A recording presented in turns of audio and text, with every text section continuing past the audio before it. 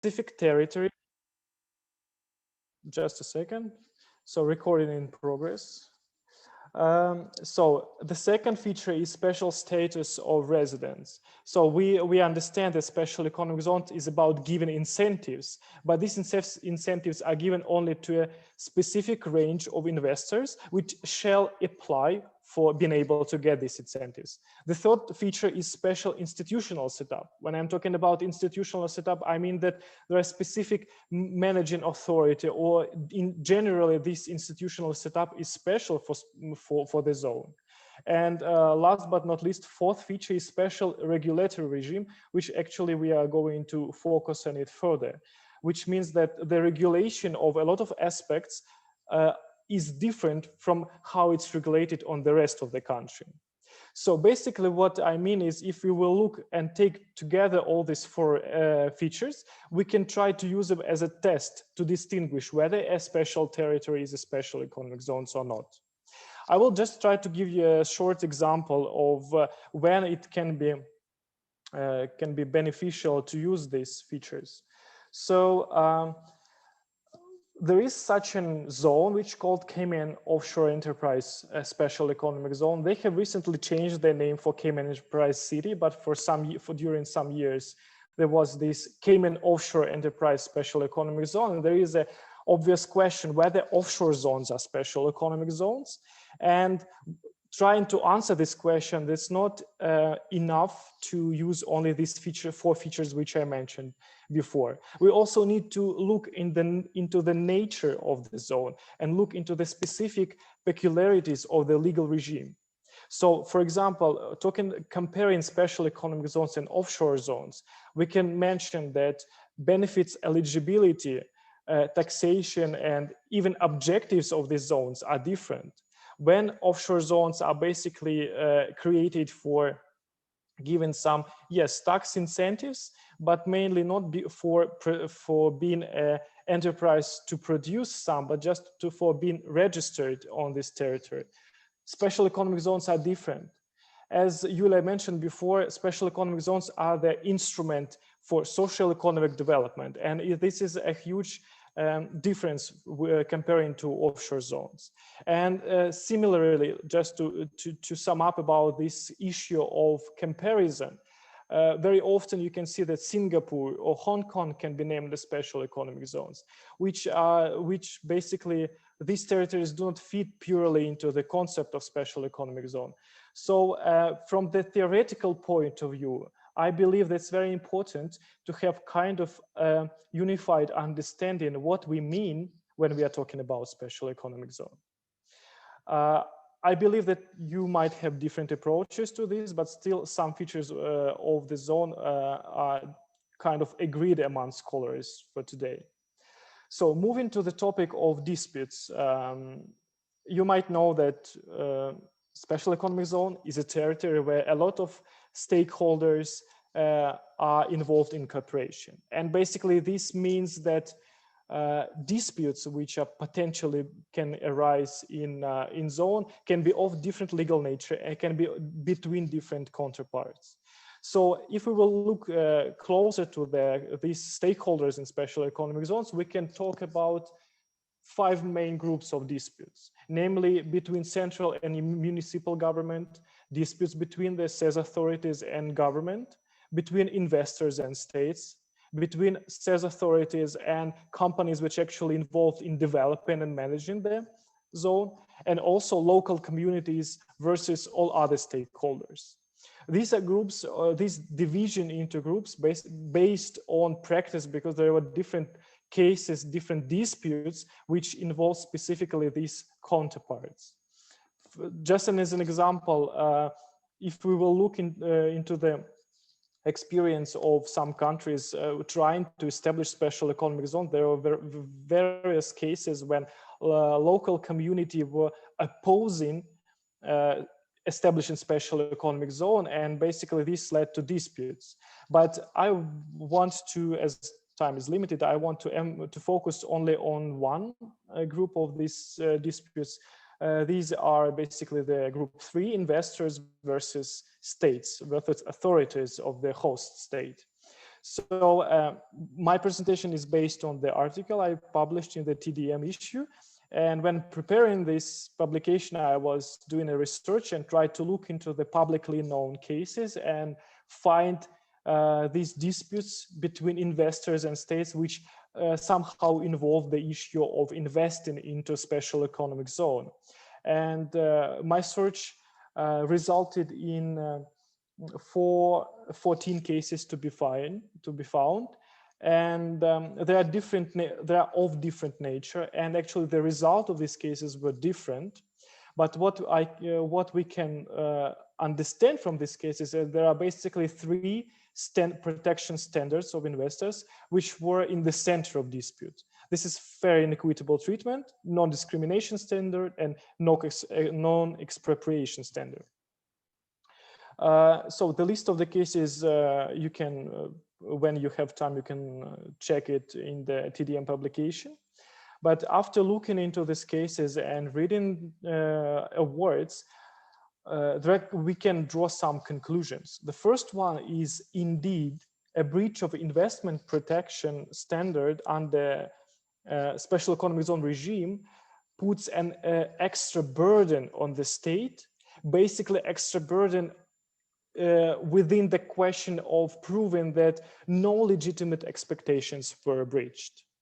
The thing is that when state is establishing special economic zone, it's just a very obvious example of a special commitment to attract investment. So this contributes to the claim against breach of legitimate expectations, and a case study shows that indeed this was one of the factors for tribunals to find the breach of fair equitable treatment.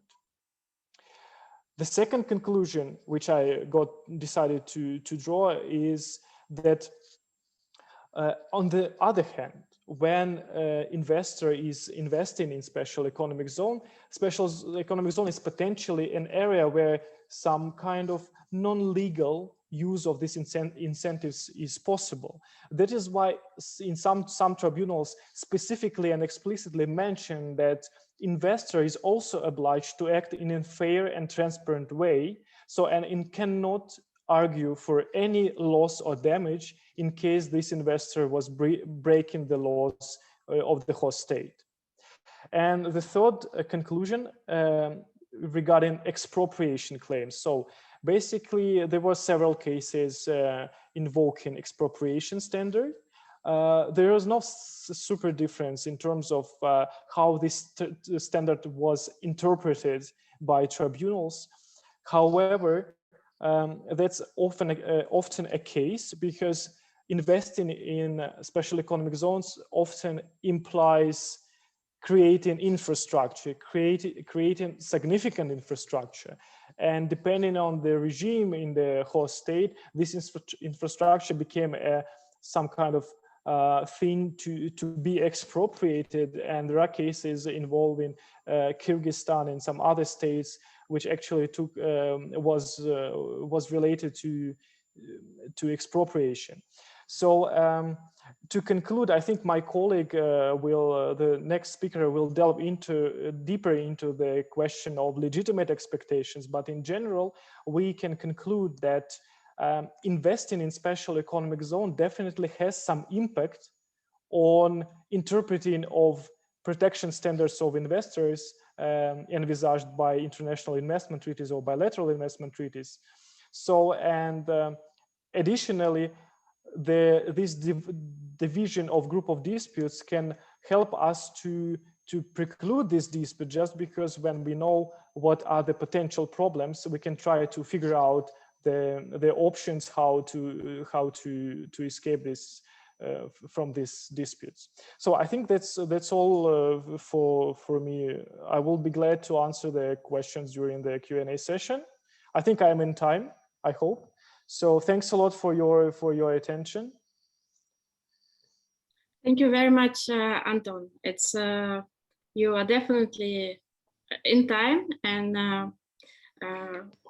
thank you very much for your excellent overview of the special economic zones legal regime, and also the overview of very interesting investment disputes.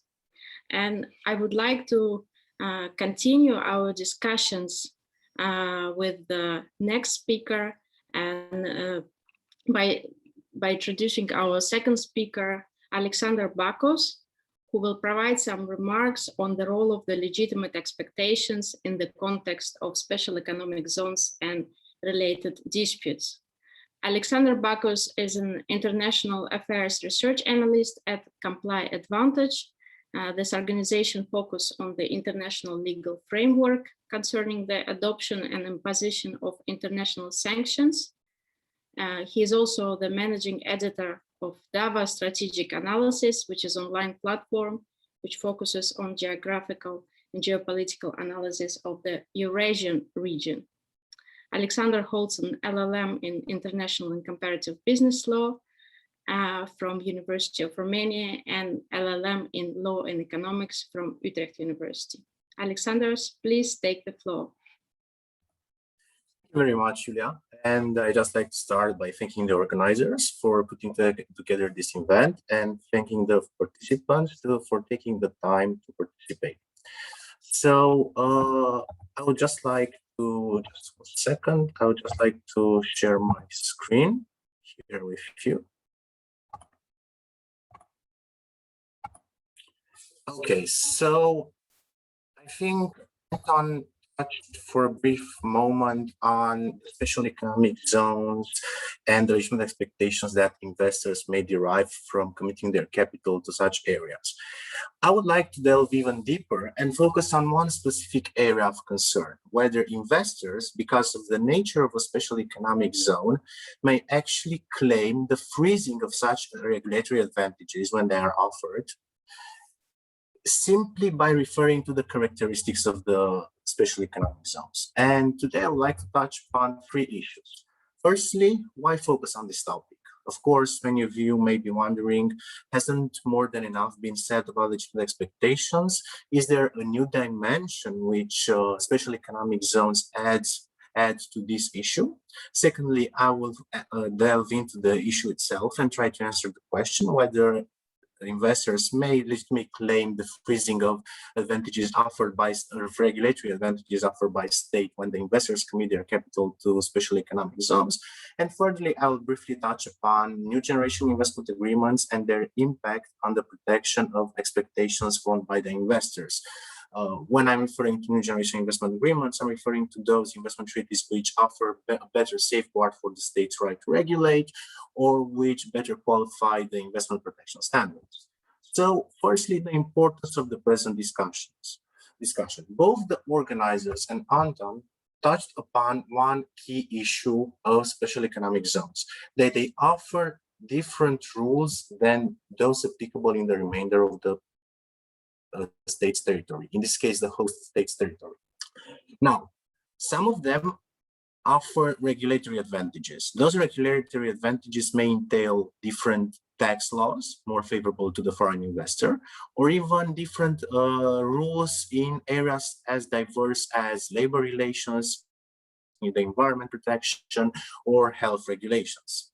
And not only this, but they may also have a different enforcement strategy. So you can already see that the investor may already look before investing at this different framework. And at this point, a question arises. Could the investor, knowing that such a framework is designed with its interests in mind in order to attract foreign investment, could it argue that the nature of this those issues leads to a legitimate expectation that those regulatory advantages could be frozen into place, at least for a predetermined period of time?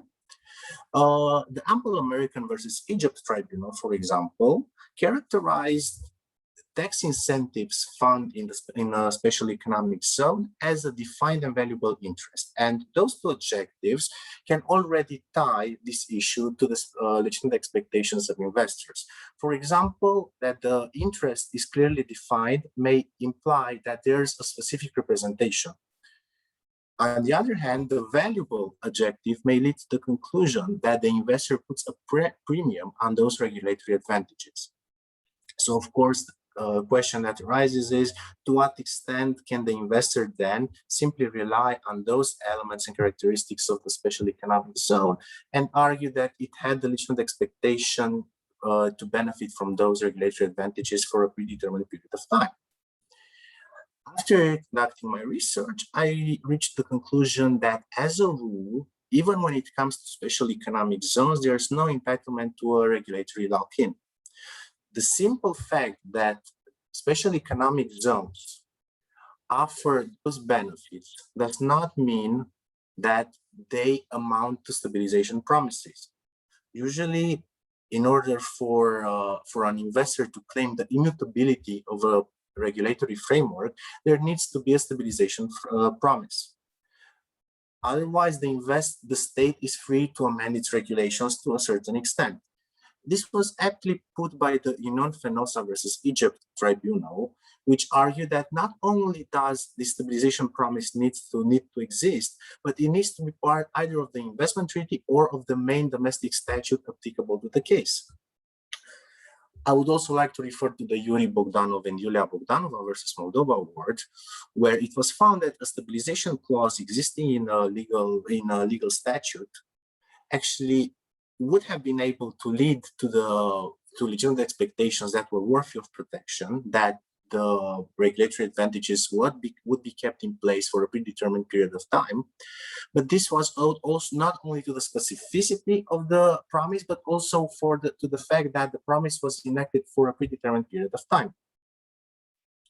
So as mentioned, as a rule, unless there's a destabilization promise, investors may not claim the immutability of the legal framework. Now, of course, you may be asking yourselves, does this mean that special economic zones do not change anything in this context? Well, not quite, because there is a difference between immutability, what I referred so far to, and stability of the legal framework, which is considered by certain arbitral tribunals to be a different issue. For example, if the state radically and then in an unpredictable manner transforms the characteristics of the applicable rule, and if this in turn affects the stability of the regulatory framework, then this may lead to a violation of legitimate expectations. In this scenario, the characteristics of the special economic zones could be leveraged by the investor. For example, if the state radically upends all the advantages that are offered to the foreign investor committing its capital in a special economic zone, then it could potentially, the investor could potentially bring a successful claim before an arbitral tribunal. But this is different, as already mentioned, than the issue of immutability. A different issue was raised by the Micula versus Romania case. The Micula versus Romania case was not concerned with a special economic zone, but was concerned with a scenario that was somewhat similar. The investors committed their capital to an underdeveloped area of Romania, and the state decided to offer certain tax advantages. At that point, not only did the investors benefit from those advantages, but they also undertook obligations to maintain the investment for a predetermined period of time. When the state, as part of its accession to the European Union, withdrew those advantages, the investors successfully claimed before the arbitral tribunal that this amounted to a violation of the fair and equitable treatment. It is also important to mention that this is an example of a quid pro quo approach. In essence, the investor undertook certain obligations and invested their capital in an underdeveloped area, and the state, in exchange, decided to offer certain regulatory advantages for a predetermined period of time.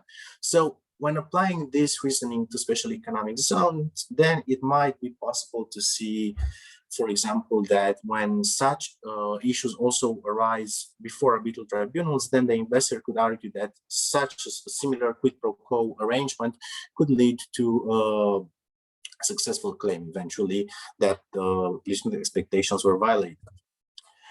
Finally, I would just like to briefly touch upon new generation investment agreements. Now, as already mentioned, those offer a better safeguard to the state's right to regulate, or they better qualify investment protection standards. And I would like to bring before your attention 3 scenarios. The first scenario is the scenario in which legitimate expectations are not protected in the first place. So, for example, the EU-Canada Comprehensive Economic and Trade Agreement offers such an instance where the the claimant cannot simply rely on the legitimate expectation standard, at least not as a standalone element of the fair and equitable treatment, for example. Whether it can rely on this legitimate expectations in conjunction with other elements of the fair and equitable treatment is a different discussion. But what matters for present purposes is that, as such, legitimate expectations are not protected. Secondly, there may be a clarification that the changes in legislation as such does not interfere with the investor's expectations. And again, that this cannot be construed as a violation of the fair and equitable treatment standard. And thirdly, and personally I find this the most interesting scenario, there may be treaty provisions which prevent the state from offering regulatory advantages when those advantages would actually interfere with standards of protection or regulatory standards in areas such as labor relations, environmental protection, or health, or the health area. In those cases, assuming that the state ignores such prohibitions and nonetheless offers those incentives, if subsequently the state were to withdraw those regulatory advantages, the investor would face a very strong obstacle in essentially claiming that its legitimate expectations were violated. In this scenario, then it makes sense to look at the applicable regulatory framework and the applicable investment treaty, which itself prohibits this such regulatory advantages. And as part of its due diligence, the investor should make sure to understand the applicable rules, especially the main applicable rules, those being the applicable investment treaty. So without further ado, this concludes my presentation. Thank you very much for your attention, and I'm looking forward to engaging with your questions.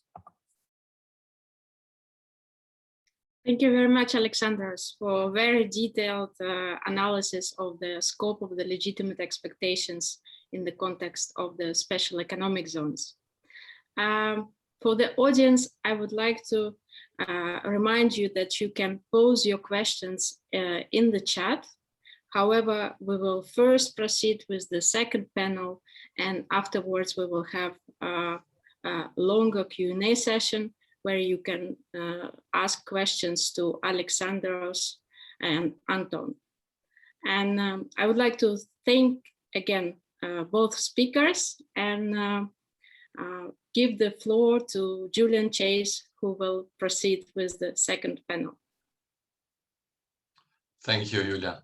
So it's a pleasure for me to welcome you and share this session 2, which has been titled Evolution of SEZs in China. I think it's explicit.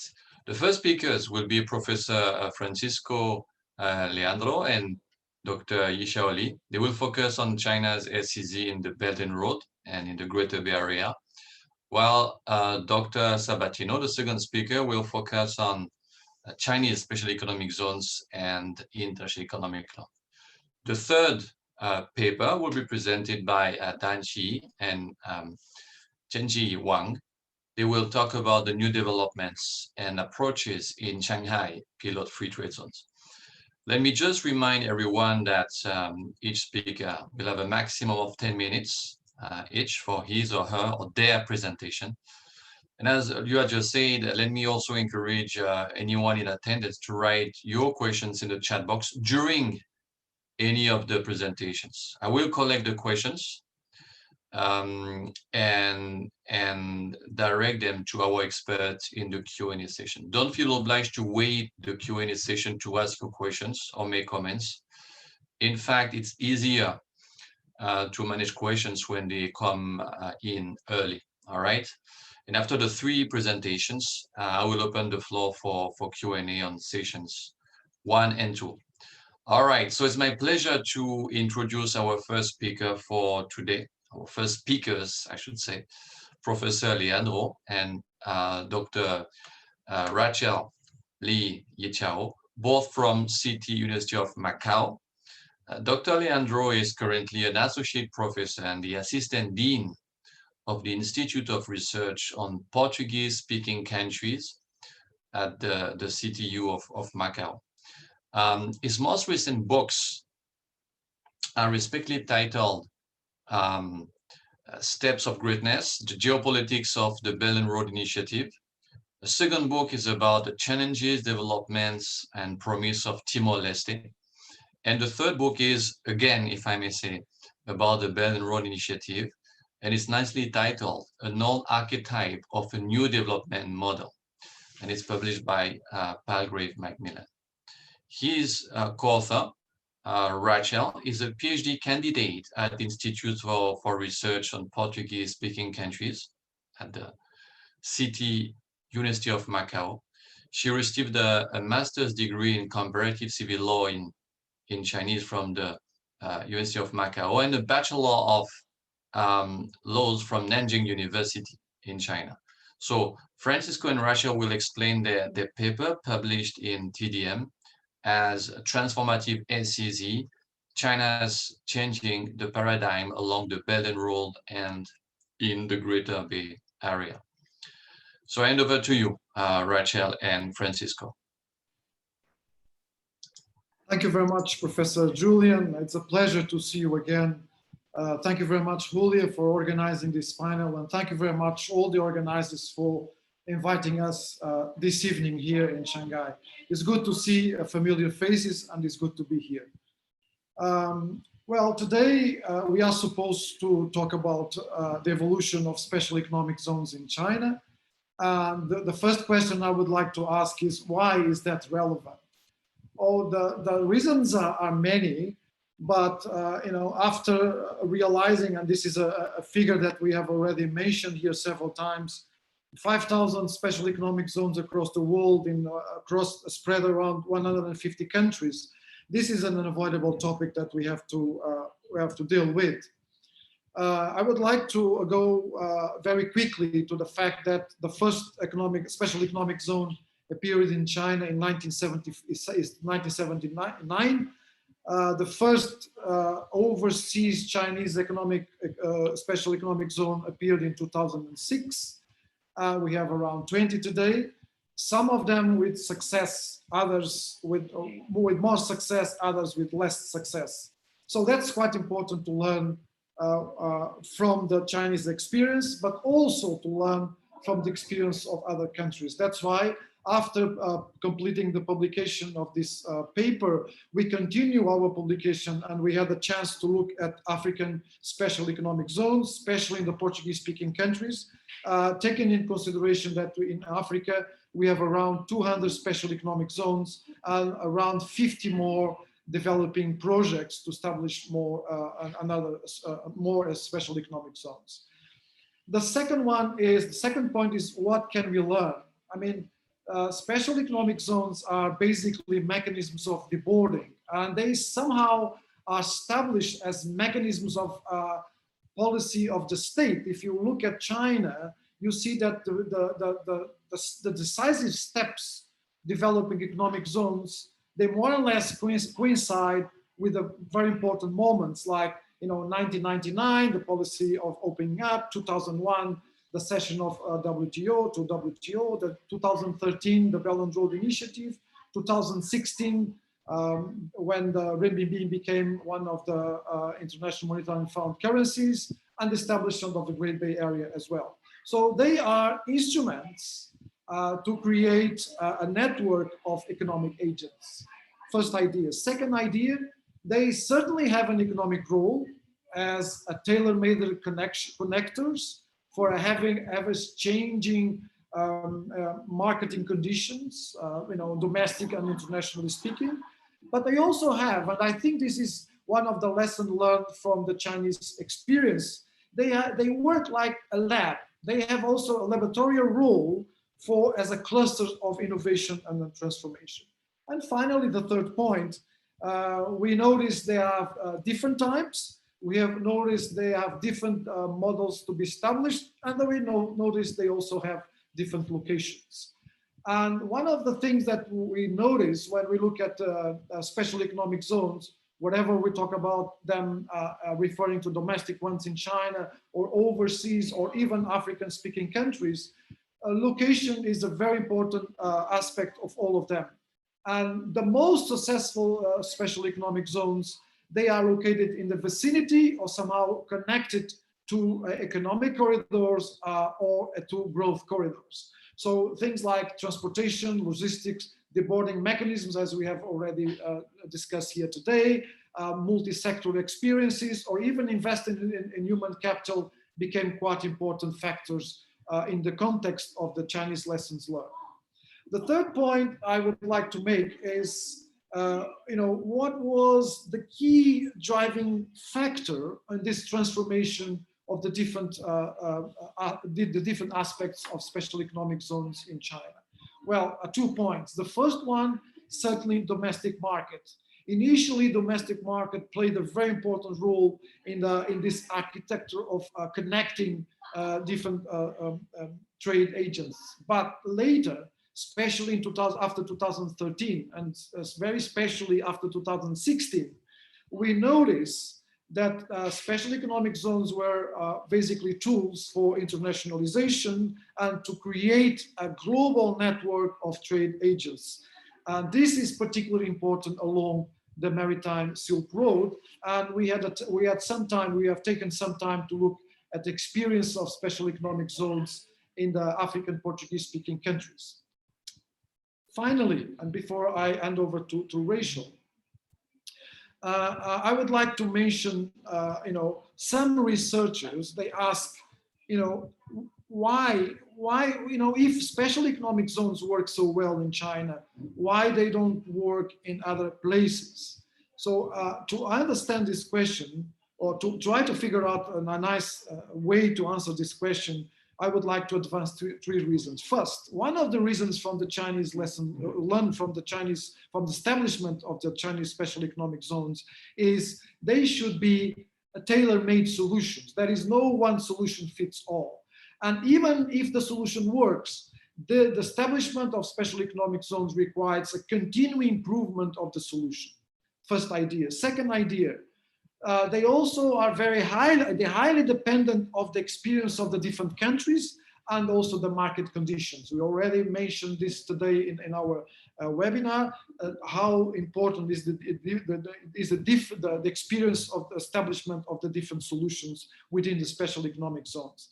Third point, we have material and immaterial conditions, and we prepared a short table. I will talk about this at the end, so I will come to this point again. But basically, they are material and immaterial factors that somehow impact on the success of special economic zones. I'm not going to cover them all, but just one very quick example. In China, the special economic zones were designed to attract foreign direct investment, to complement them, to improve them, to develop them. What we notice in African Portuguese-speaking countries is the foreign direct investment is a condition to the existence of the special economic zones themselves. I will go back to this point again. Now I would like to pass the floor to Rachel. Yeah, let's go back to China, and this table, basically it have two ideas. The first one is in a broader concept, we can see the different types and functions of special economic zone in China, and which is from 1978, the beginning of reform and opening up, until now. And the second idea is we also divided this period into 4 phases, and we can see how special economic zones are redesigned and combined with national strategy, and which this is a process of constant development. And it's very interesting is we can see that before 2001, Chinese accession to the WTO, most different types of special economic zone are focused on China domestic. But after 2001, especially after the Belt and Road Initiative was put forward, more global and international attention was received. And although this map showed the demographic and economic inequality in China, it also can be seen that the location and connectivity related to China. The first one is rely on the natural elements. Special economic zone in China basically started from Yangtze River, then to the coastal cities. And the second one is with the development of the new infrastructure like railways, highways. Special economic zone in China were developed from inland China, then to the border, cross-border, then even to the overseas. So this is a transformation process. And when focusing on the China overseas economic and trade cooperation zone, this table lists 20 overseas special economic zone past the government assessment. And in our paper, we mentioned that 3 models in World Investment Reports, and we noticed that the hybrid model is the most similar model can be linked with China. Basically, there have 3 levels. The first is national level. The Chinese government and the host government maybe have some agreement, consent, or MOU to say that we want to reach some cooperation.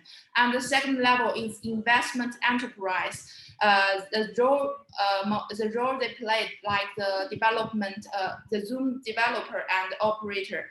And then they have some contracts with the Zoom user, and the Zoom user is not only can in China and the host country, enterprises from other countries can also invest in these areas. So cross the river by filling the stones can be the best summarize of how the development of special economic zone in China. And our conclusion of the special economic zone plays a role in the construction of the Belt and Road Initiative basically are from 3 points. The first one is from the policy innovation, because innovation and experimentation are the core of Chinese policy for special economic zone. They provide flexibility and connectivity along the geographic space as well as between different domestic regions. And the second point is in structured trade and economic change. The development of special economic zone can also be seen as the epitome of Chinese overall economic and development reform, and also the development process of keeping balance from bringing and going out. And the last point is in social and environmental sustainability, the main contributions triggered by the special economic zone evaluation are twofold. On the one hand, the investment in human social capital is unprecedented, especially in the context of the in the Industrial Revolution 4.0, like digital skills and big data. And on the other hand, the concerns with environmental preservation have reached an unprecedented economic and political level as well. Yes. Okay. Just to conclude, to respect more or less our time, we would like to emphasize that the Chinese model and all the learnings from 1979 still stand, but has a model. But has to be adapted to the circumstances, which varies quite a lot from country to country. So the Chinese model cannot be applied directly to any other country without taking in consideration the specific conditions. So the model must be tailor-made. The second point is there are specific structural conditions that somehow are directly related to the success of the special economic zones. One of them is regional integration and the ability to generate this regional integration as well. Finally, and this was what we found in the most of the African Portuguese-speaking special economic zones, there is an immaterial perception that somehow has a huge influence on the success of special economic zones. Things like the separation from the state and the private sector, things like the ability to trust the regulatory system put in place by certain states, the ability of the state to deal with the conflicts, we already mentioned about this in this webinar, and those aspects are extremely important for the success of certain special economic zones. Thank you very much. I don't want to take your time. I will be available for questions at the end of this panel. Thank you. Thank you, Francisco and Rachel, for giving us a very insightful presentation. I will have questions, don't worry, but we keep them for the Q&As. And you did, as the previous speakers, very well on time. So thank you all for that. Let's move on to the next speaker. I'm delighted to introduce Dr. Sabatino, who is a research fellow in comparative and European law at the Sino-Italian Institute of the Zhongnan University of Economics and Law in Wuhan. So Dr. Sabatino will present his article titled Chinese SEZ and International Economic Law, Diversification, Expansion, Containment, and Circulation of a Cryptic Legal Model. And over to you. Thank you very much, Professor Cheyz, and thank you very much to all the organizers of this conference for this opportunity. I will just briefly share my screen. I don't really have a complete presentation, but just a few slides, which I hope you can see.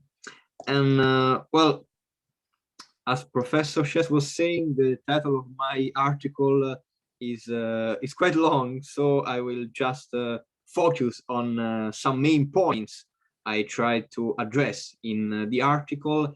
And in particular, I would like to focus on one aspect of the evolution of the legal regime of special economic zones in China. And this aspect is the relationship between the evolution of special zones and the evolution of development planning in Chinese law.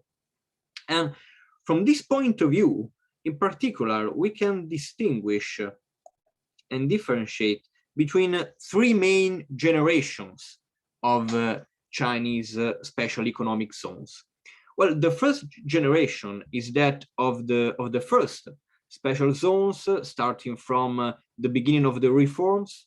So at the end of the 1970s in Shenzhen and later in Zhuhai, and in the famous special economic zones of Guangdong. And there, as it has been already noted, the main purpose of these special zones was the attraction of foreign investment and the fostering of new development strategies based on foreign imported knowledge. And the idea was therefore to create certain spaces which could function outside the borders of the planned economy, which at the time was still the official economic doctrine of the People's Republic of China. And therefore, the main function of these zones was also to test market economy reforms, which were later exported and implemented in the whole territory of China. At the same time, the special economic zones, in order to foster and attract foreign investment, implemented support schemes, both regulatory and financial support schemes for enterprises. And this kind of development obviously raised an issue with regard to the compatibility with international economic rules after the Chinese accession to the World Trade Organization. And this is why, before and especially after the accession of China into the WTO, some support schemes functioning in these first generation experimental SEZs were gradually dismantled in order to meet some requirements coming from international economic law. From the regulatory point of view, it should also be pointed out that this first generation of special economic zones relied upon a really vogue legal framework, essentially empowering local authority on the basis of often vogue and general authorization from the central powers to apply different rules within the special zones, or to exclude the application of other rules which were functioning, which were in place in the rest of the Chinese territory. And this is the first generation of special economic zone. The second generation of special zones appears starting from the 1980s and later in the 1990s, and focuses in particular on the development of special regions within China and special economic activities within China.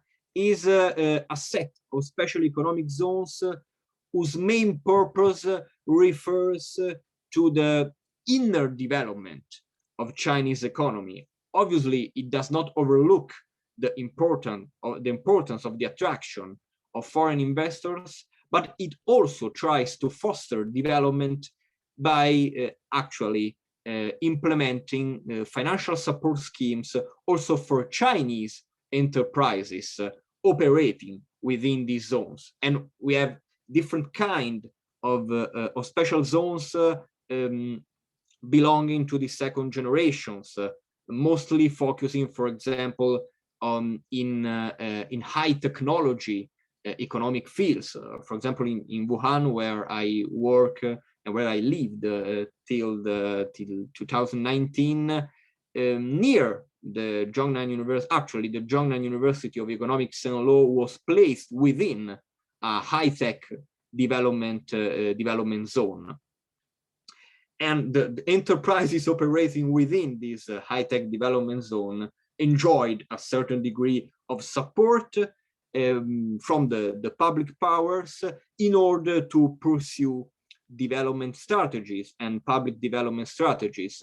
The real problem connected with the evolution, with the relationship between this kind of special economic zones and their international economic law is basically the difficulty to trace from an international perspective the number and the development and the regulatory frameworks of such zones, because in some cases they are there are several of these zones, and in some cases they are not even how to say not made public but publicized outside, whereas the famous special zones of the first generation were well known even outside China. In some cases, the second generation of special economic zones is not properly traced within the documents and the reports at the international level, and this raises the issue of tracking the different support schemes within these this kind of special zones.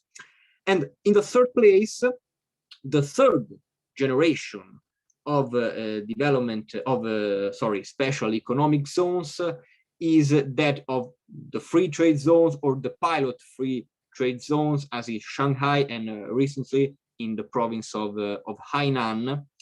And well, obviously it has been pointed out how these zones are aimed at promoting the internationalization of Chinese firms. They aim at attracting specific foreign investments. For example, in Hainan, it has been publicized how the tourism sector, at least before the pandemic, now we will have to reassess maybe some of the development directives for that special economic zone, but the idea to promote a certain kind of investments in the tourist sector was highly publicized at the time of the institution of the establishment of the Hainan pilot free trade zone.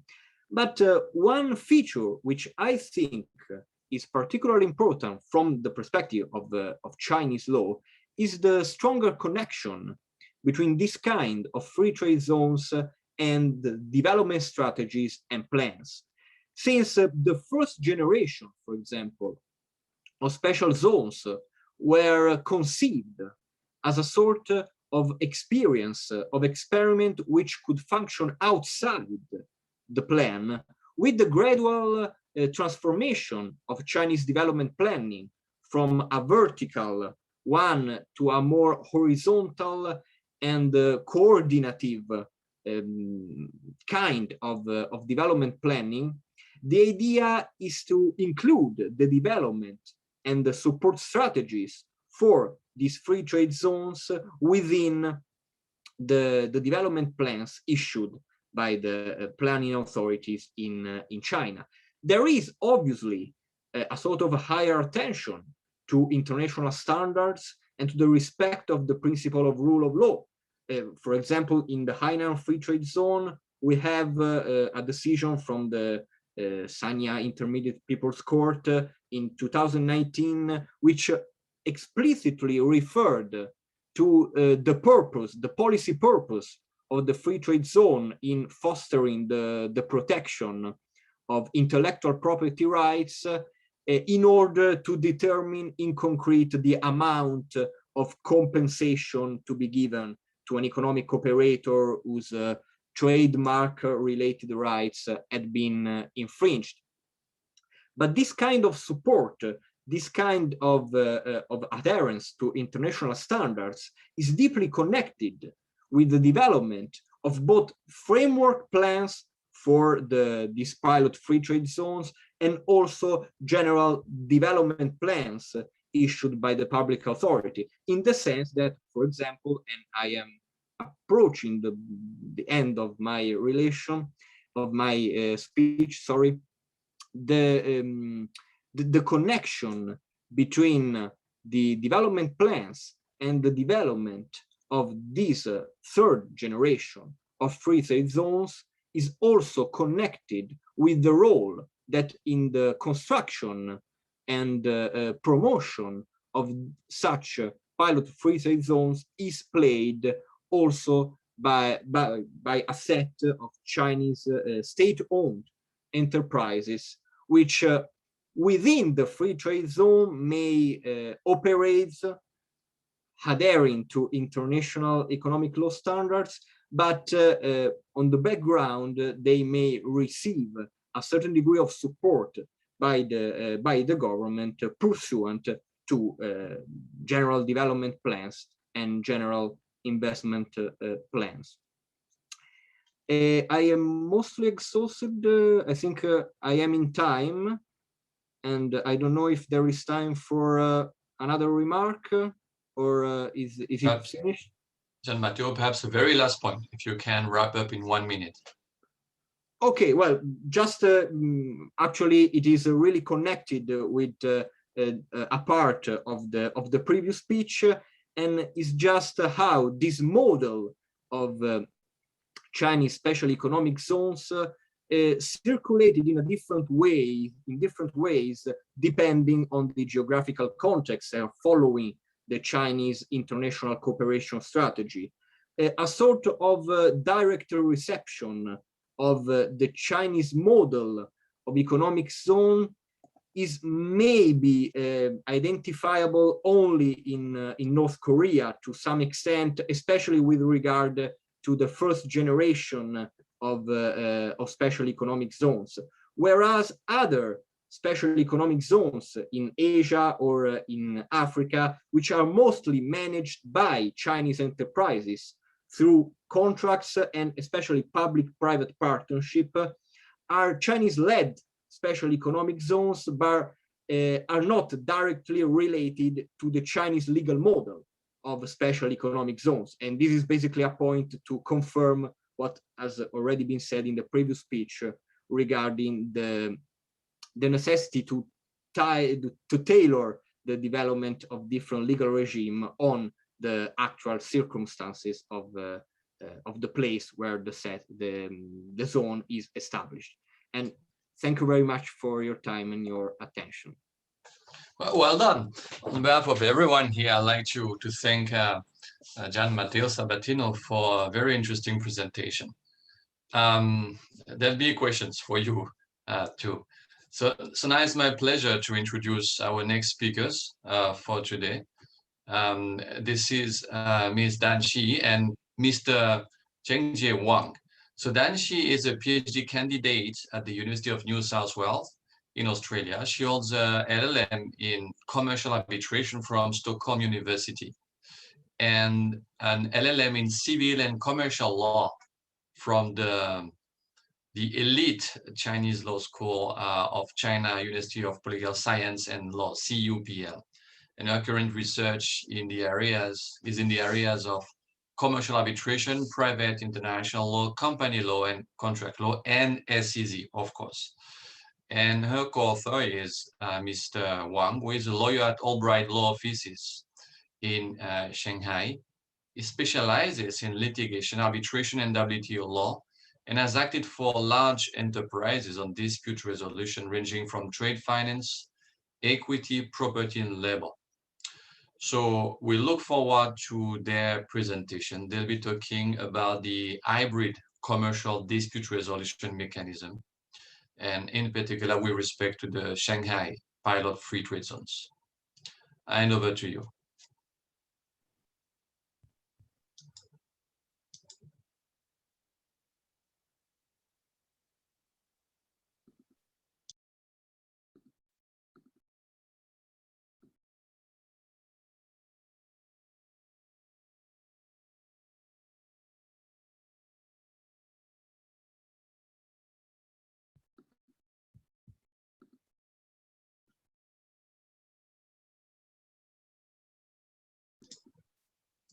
Danchi, are you ready to go?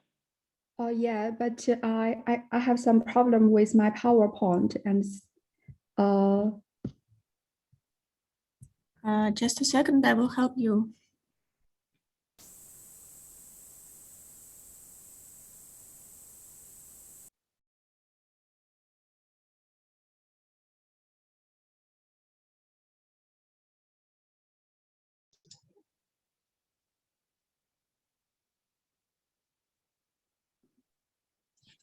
If your PowerPoint is open, you should be able to share it with us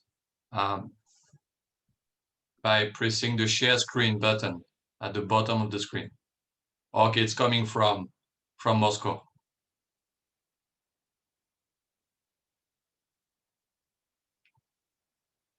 Okay, we see your slides now, so feel free to start anytime. okay.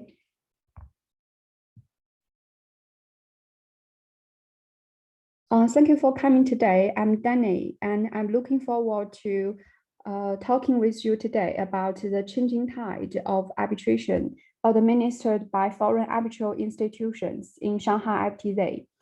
Chen Jie will answer the questions later. Our paper in TDM discussed the hybrid dispute resolution comprised of arbitration, mediation, and adjudication. Given the time limit of this webinar, today what I want to share with you is the introduction of the foreign arbitral institutions in Shanghai FTZ. Today I will be covering 3 key points. First, I'm going to present the jurisdiction of the foreign arbitral institutions in Shanghai FTZ. Then I will share you with the implications of the introduction of foreign arbitral institutions. Last, I will address the nationality and enforcement of such awards. Next slide, please. Thank you. Before I start, I'd like to share a quick introduction about the normative documents on the jurisdiction of foreign arbitral institutions. On 27 July 2019, State Council issued the framework plan for the new Lingang area of the Shanghai FTZ, confirming that reputable foreign arbitral institutions may conduct arbitration in Shanghai FTZ. However, this framework doesn't specify what kinds of disputes may result to foreign arbitral institutions in Shanghai FTZ. Then Shanghai government followed and issued normative documents to regulate detailed requirements for foreign institutions to start business. The next slide. Foreign arbitral institutions in China have jurisdiction over foreign-related cases. According to Chinese law, foreign-related refers to cases in which the party's subject matter or legal facts have a connection with a foreign jurisdiction. However, the jurisdiction of foreign arbitral institutions has undergone 4 stages of changes. In phase 1, the next slide. In phase 1, foreign arbitral institutions can merely administer the foreign-related disputes abroad. Chinese law didn't authorize the parties to refer pure domestic disputes without foreign elements to foreign arbitral institutions. Also, the foreign arbitral institutions have no jurisdictions of cases administered in mainland China, be it foreign-related or pure domestic disputes. Next slide. In phase 2, foreign arbitral institutions may administer disputes concerning WFOEs registered in Shanghai FTZ outside mainland China. The representative case is Siemens. In that case, Shanghai First Intermediate People's Court adopted a more expansive approach to interpreting foreign-related beyond the 3-element test and including the civil or commercial relationships involving substantive connections with a foreign jurisdiction. The court held that, notwithstanding both parties were enterprises registered in PRC, the parties were both WFOEs registered in Shanghai FTZ, and the process of transporting the goods from the Shanghai FTZ under special customs regulations has certain characteristics similar to the international sale of goods. Based on these findings, the court concluded that the dispute is foreign-related and parties can submit their disputes to a foreign arbitral institution seated abroad. In phase 3, next slide, foreign arbitral institution may administer disputes outside mainland China concerning WFOEs or FIEs registered in FTZs. The holding of Siemens case was soon endorsed by Supreme People's Court FTZ's opinions in 2016. Supreme People's Court opinion provide that a case may be submitted to a foreign arbitral institution for arbitration seated abroad, where both parties concerned are WFOEs registered in FTZs. Supreme People FTZ's opinion further expand the scope to cases where 1 or 2 parties are FIEs registered in FTZs by applying the doctrine of Istanbul. In the last phase, phase 4, the next slide. Foreign arbitral institutions may administer foreign-related disputes in Shanghai FTZ prior to the framework plan for the new Lingang area. Foreign arbitral institutions can merely administer cases outside mainland China. This framework for the new Lingang area allows reputable foreign arbitral institutions conduct arbitration in Shanghai FTZ. The above discussion shows that judicial practice of local courts goes further than Supreme People's judicial opinions, and the latter go ahead before legislation. More pioneering process was made by local courts. Given the difficulties of amending Chinese arbitration law, the Supreme People's Court have undertaken the pioneering role and explored means to improve China's judicial support within the existing legal framework. The Supreme People's Court interpretations and local courts practice carefully refine and enhance the certainty of foreign administered arbitration. These efforts may not be free from problem, but still judicial efforts towards a more arbitration-friendly attitude are welcome. On the next slide, I will give you some introduction about these implications of the introduction of foreign arbitral institution. Despite the limited scope of cases, the introduction of foreign arbitral institutions is still a significant step in the following aspects. Firstly, parties can benefit from their broader pool of well-known arbitrators and international arbitration services. Secondly, Chinese arbitral institutions are criticized for its quasi-administrative characteristics. Foreign institutions may help domestic institutions to eliminate the administrative mechanisms and enhance the internationalization of commercial arbitration services. Last, according to Chinese arbitration law and judicial practice, there's no mechanism for parties or tribunals to apply for interim measures from courts where arbitration is conducted abroad. If the foreign arbitral institutions may manage cases in Shanghai FTZ, they may be recognized as arbitration commissions under Chinese law and enjoy court support for interim measures. However, it's controversial about the nature of the case administered by foreign arbitral institutions in Shanghai FTZ. The last slide. Thank you. Yeah. Chinese civil procedure law determines the nationalities of an arbitral award based on the domicile of arbitral institutions rather than the arbitral seat. Accordingly, the award rendered by a foreign arbitral institution in China would be recognized as a foreign award.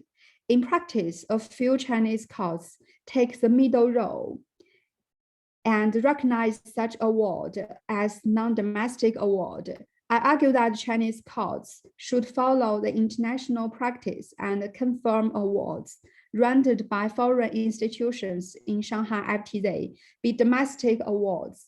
First, this authorizes Chinese courts to set aside awards of foreign arbitral institutions rendered in Shanghai FTZ. Second, it's not advisable to enforce awards under foreign arbitral institutions in China through non-domestic awards approach. This is because such awards don't meet the requirements of non-domestic awards under the New York Convention. An award could be accepted as a non-domestic award only if the governing procedural law of arbitration is different from the law of the country in which the award is made.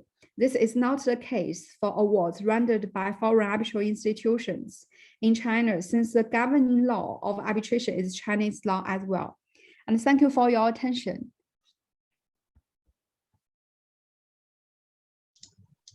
Excellent.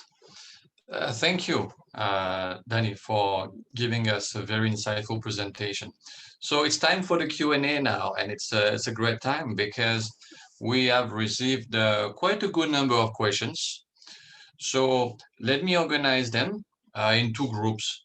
I'll ask you a series of questions with respect to session one. So the questions will be for either or Anton and Alessandro, and then a few more questions for the colleagues in session two. So with respect to session one, you can see in the chat box a first question, which is, and I just read it, can states reduce their exposure to investment claims by delegating the design and or management of the zone to private parties? If there is a concession, any SEZ management decisions cannot be attributed to the host state. And there's a question mark. Another interesting question for either Anton or Alessandro is with respect to the national treatment. So regarding national treatment, how does it work in free trade zone? Are businesses established in a FTZ already enjoying a better treatment than their peers not located in a FTZ but in the same country? And there is a third question for either Anton or Alessandro, which is from our colleague René Gale. How does the requirement for local incorporation SEZs affect, if at all, the ability of investors in SEZs to bring investment arbitration claims against the host state? So let me give 1-2 minutes to Anton and Alexandro to think about the answers and organize themselves. I'd like to now turn to the colleagues in session 2 and direct to them a few questions. So there is a question ready for Rachel and Francisco. And the question is, what made some China SEZ successful and other not? That's a clear question. Do you think labor and price of wages plays a role, or do you think it's because of integration in the regional economy that makes it more important? Then there is perhaps a question for Danny or Gian Matteo. I'll let you choose. How different is Hainan Free Trade Port from Shanghai Pilot Zone? What are the similarities and the differences? That's, I must say, an interesting question, especially as here in Hong Kong, people speak a lot about the Hainan FTP, which is perceived as a big competitor. And perhaps a question, last one, really for Gian Matteo.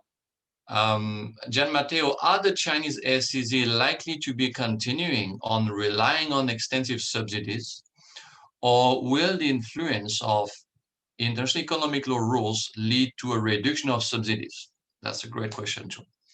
So let's say it's a first round of questions. Okay, we can start with these. Can I simply follow the order of the speakers and invite Anton perhaps to address one or more of the 3 questions for session 1? Yes, thanks, Julian.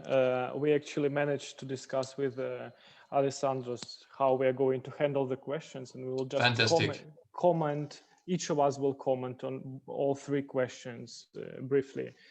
So talking about the potential chance to reduce the exposure of to investment claims by delegating the management power to zone over the zone to private party, the answer would be, from my point of view, no. And first thing which we should bear in mind that the key factor is the nature of the dispute. So if we are talking about the situation when a state delegates, but not actually delegates, but basically contracts a private entity for managing special economic zone or for constructing special economic zone, it basically transfers its responsibility to this private party. That's why if the dispute concerns some obligations of this management company, so it will be just a local case, arbitration or litigation between 2 entities. However, we should also understand that the very widespread model of SEZ management, special economic zone management, is when a government, a state, establishes an entity, but which is 100% owned by government. And usually it's not a big question in case of a dispute to establish attribution of the conduct of this authority to a host state.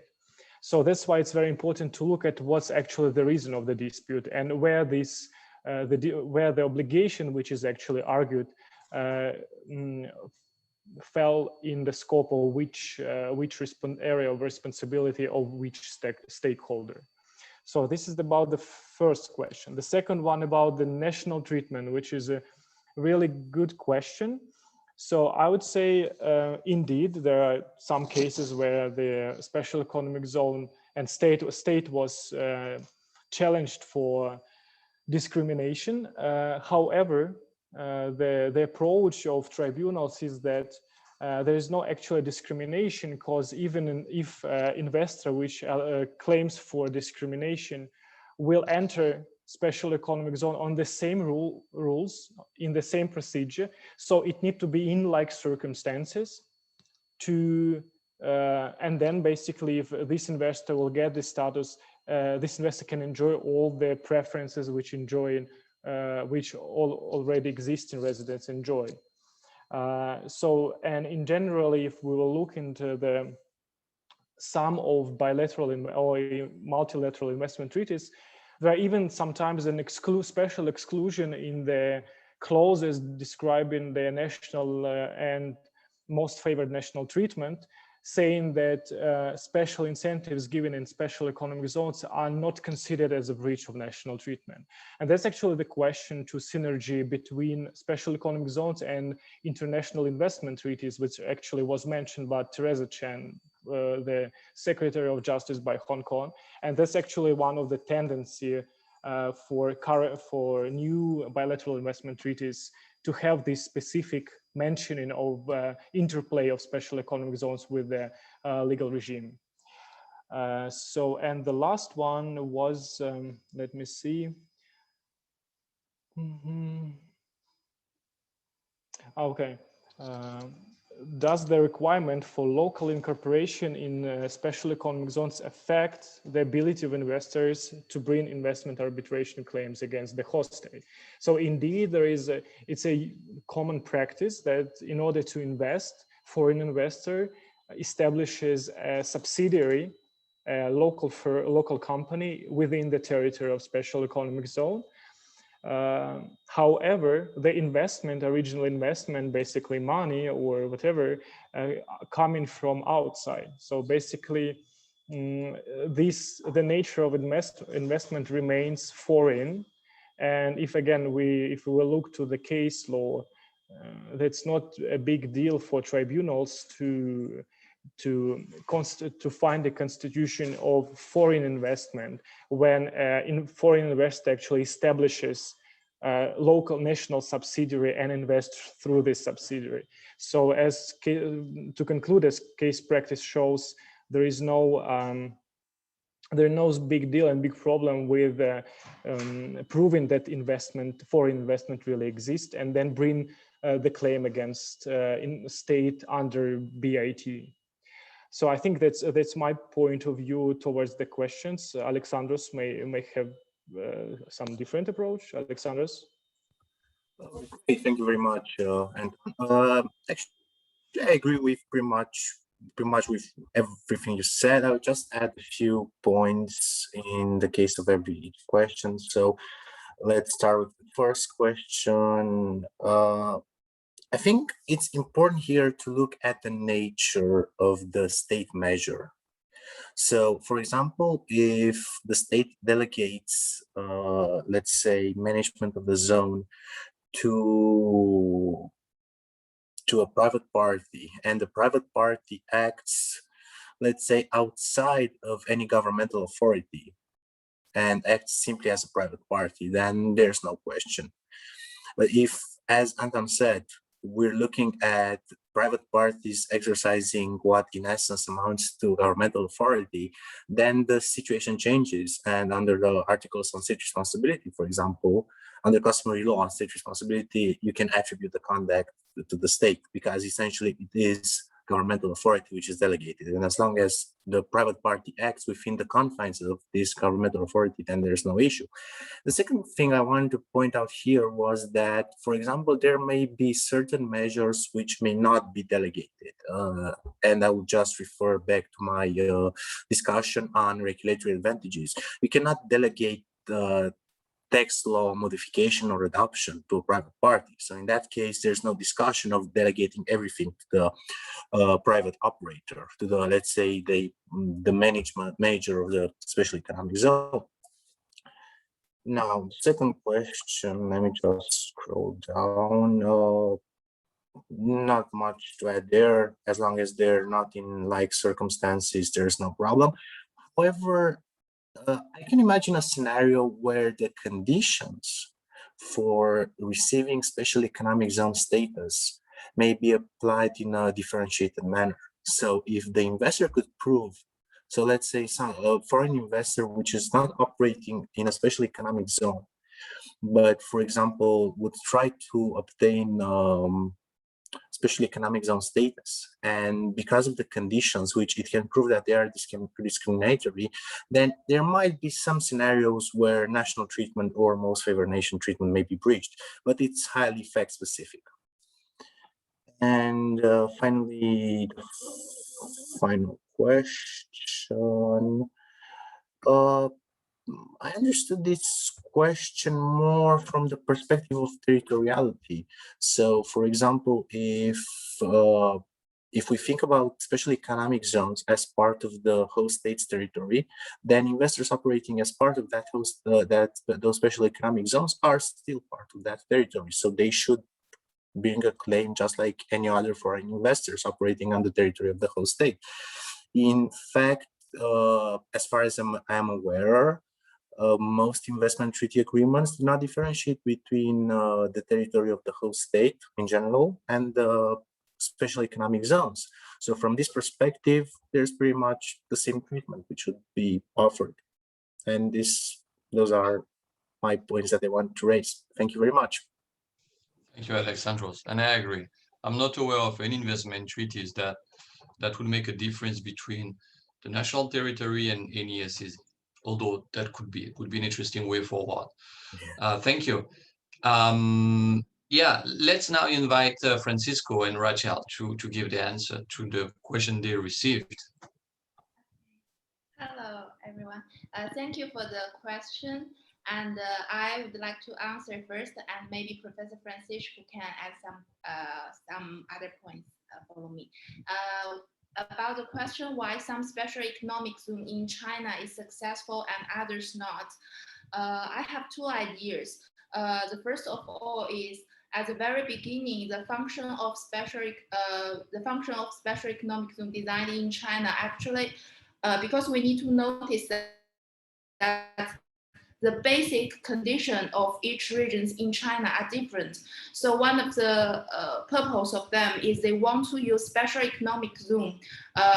In some place they developed well to drive the other place they developed not good too much. And another perspective is the special economic zone they are seen as a test field. So if the experience happen here is successful, then they will decide to apply to other regions in China. I can give an example. It's like the China Pilot Free Trade Zone, which was established in 2013. And as mentioned by Danny, the first Chinese Pilot Free Trade Zone is in Shanghai. And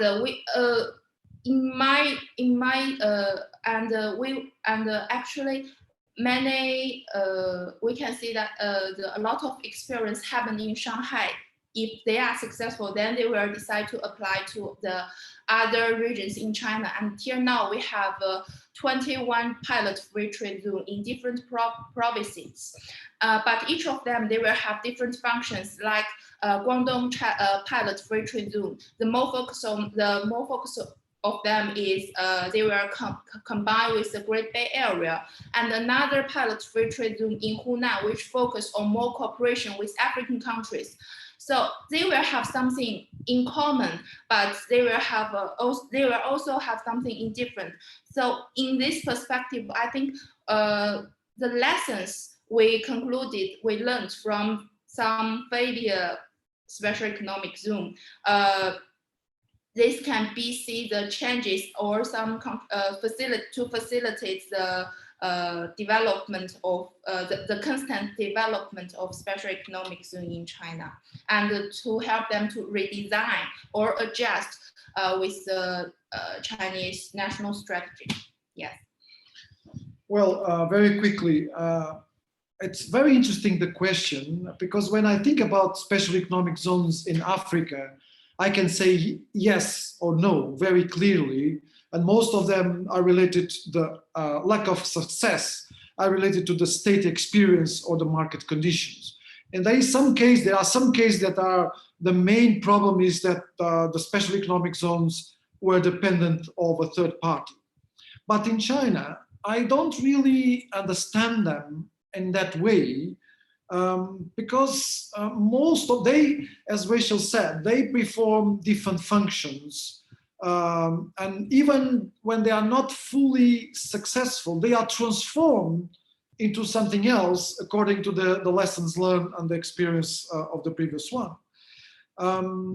Some of them are, as I mentioned, established not to be successful, but to learn from the lessons of the way they operate. Some of them, they were only working on a specific sector. But all these lessons learned allow China to, to put in place what we call it the second generation of special economic zones that was a very strong facilitator of the internationalization.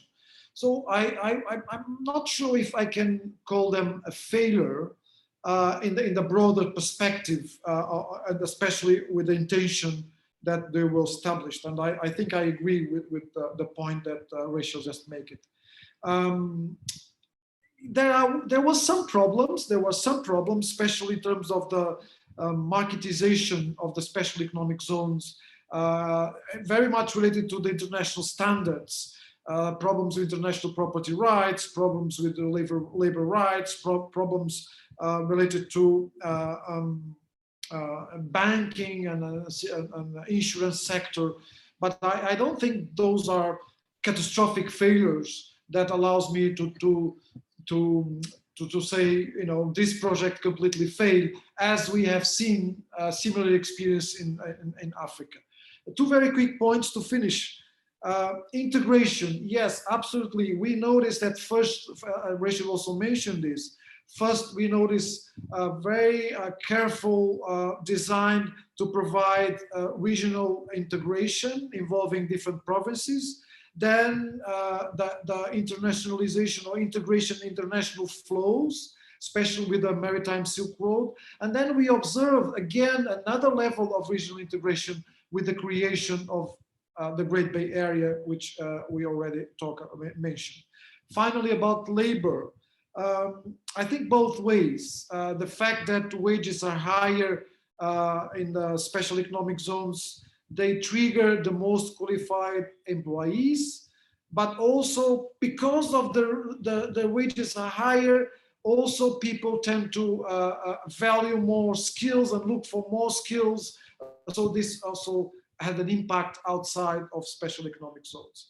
So once again, I have problems saying that there are, special economic zones that failed in China, despite of the fact, but I acknowledge that there are some problems within this evolution of different types of special economic zones. Thank you very much. Thanks to you, Francisco. Can I now turn to Gian Matteo? Gian Matteo, I would like to take the question on the extensive subsidies and try to answer it in, say, 2 minutes. Okay, sure. Yes, I will be very quick. Well, about subsidies, I would expect a rationalization of the use of subsidies in special zones. With regard to pilot free trade zones, we can observe a sort of trend, meaning that the regulatory framework is the main tool employed by public authorities in order both to attract foreign investment, but also to foster the development and the internationalization of Chinese enterprises. And regulatory tools pertaining, for example, to regulation of foreign investment, to liberalization of certain sectors, to the regulation of joint ventures, and all these regulatory trends we already know in the development of Chinese economic law. With regard to other special economic zones, I would expect a rationalization, not only because of the pressure of international economic law, but also because the extensive use of subsidies obviously, raises an issue regarding the debts, especially for local governments and local authorities, which manage the special economic zones. And so the idea to use differences in regulatory trends, or for example, to use other tools of macroeconomic policies with regard, for example, with industrial policy tools pertaining to the implementation of competition law. For example, maybe regulatory tools used to foster development of zones without relying too much on extensive subsidies, which raise a double issue. On one hand, with regard to international economic law, and on the other hand, with regards to the debt of the governments, especially at the local level. Thank you very much. Fantastic answer. Thank you very much. And now, Danny, would you like to take the question on the Henan Free Trade Board? Yes. Can you hear me? Yes. Okay. And the Hainan Free Trade Board is the only free trade board in China. And compared to other free trade zones in China, Hainan's policy are more liberal. For instance, as for the negative list, and in 2000. For the 2020 negative list in Hainan is more liberal than other free trade zones. This is the first difference between Hainan Free Trade Board and Shanghai FTZ. Another difference between these two is that Hainan has a power to regulate the law applicable to Hainan, but Shanghai FTZ doesn't have such power to make laws. I think this is another big difference. And another question is about the enforcement of domestic awards and foreign related awards in China.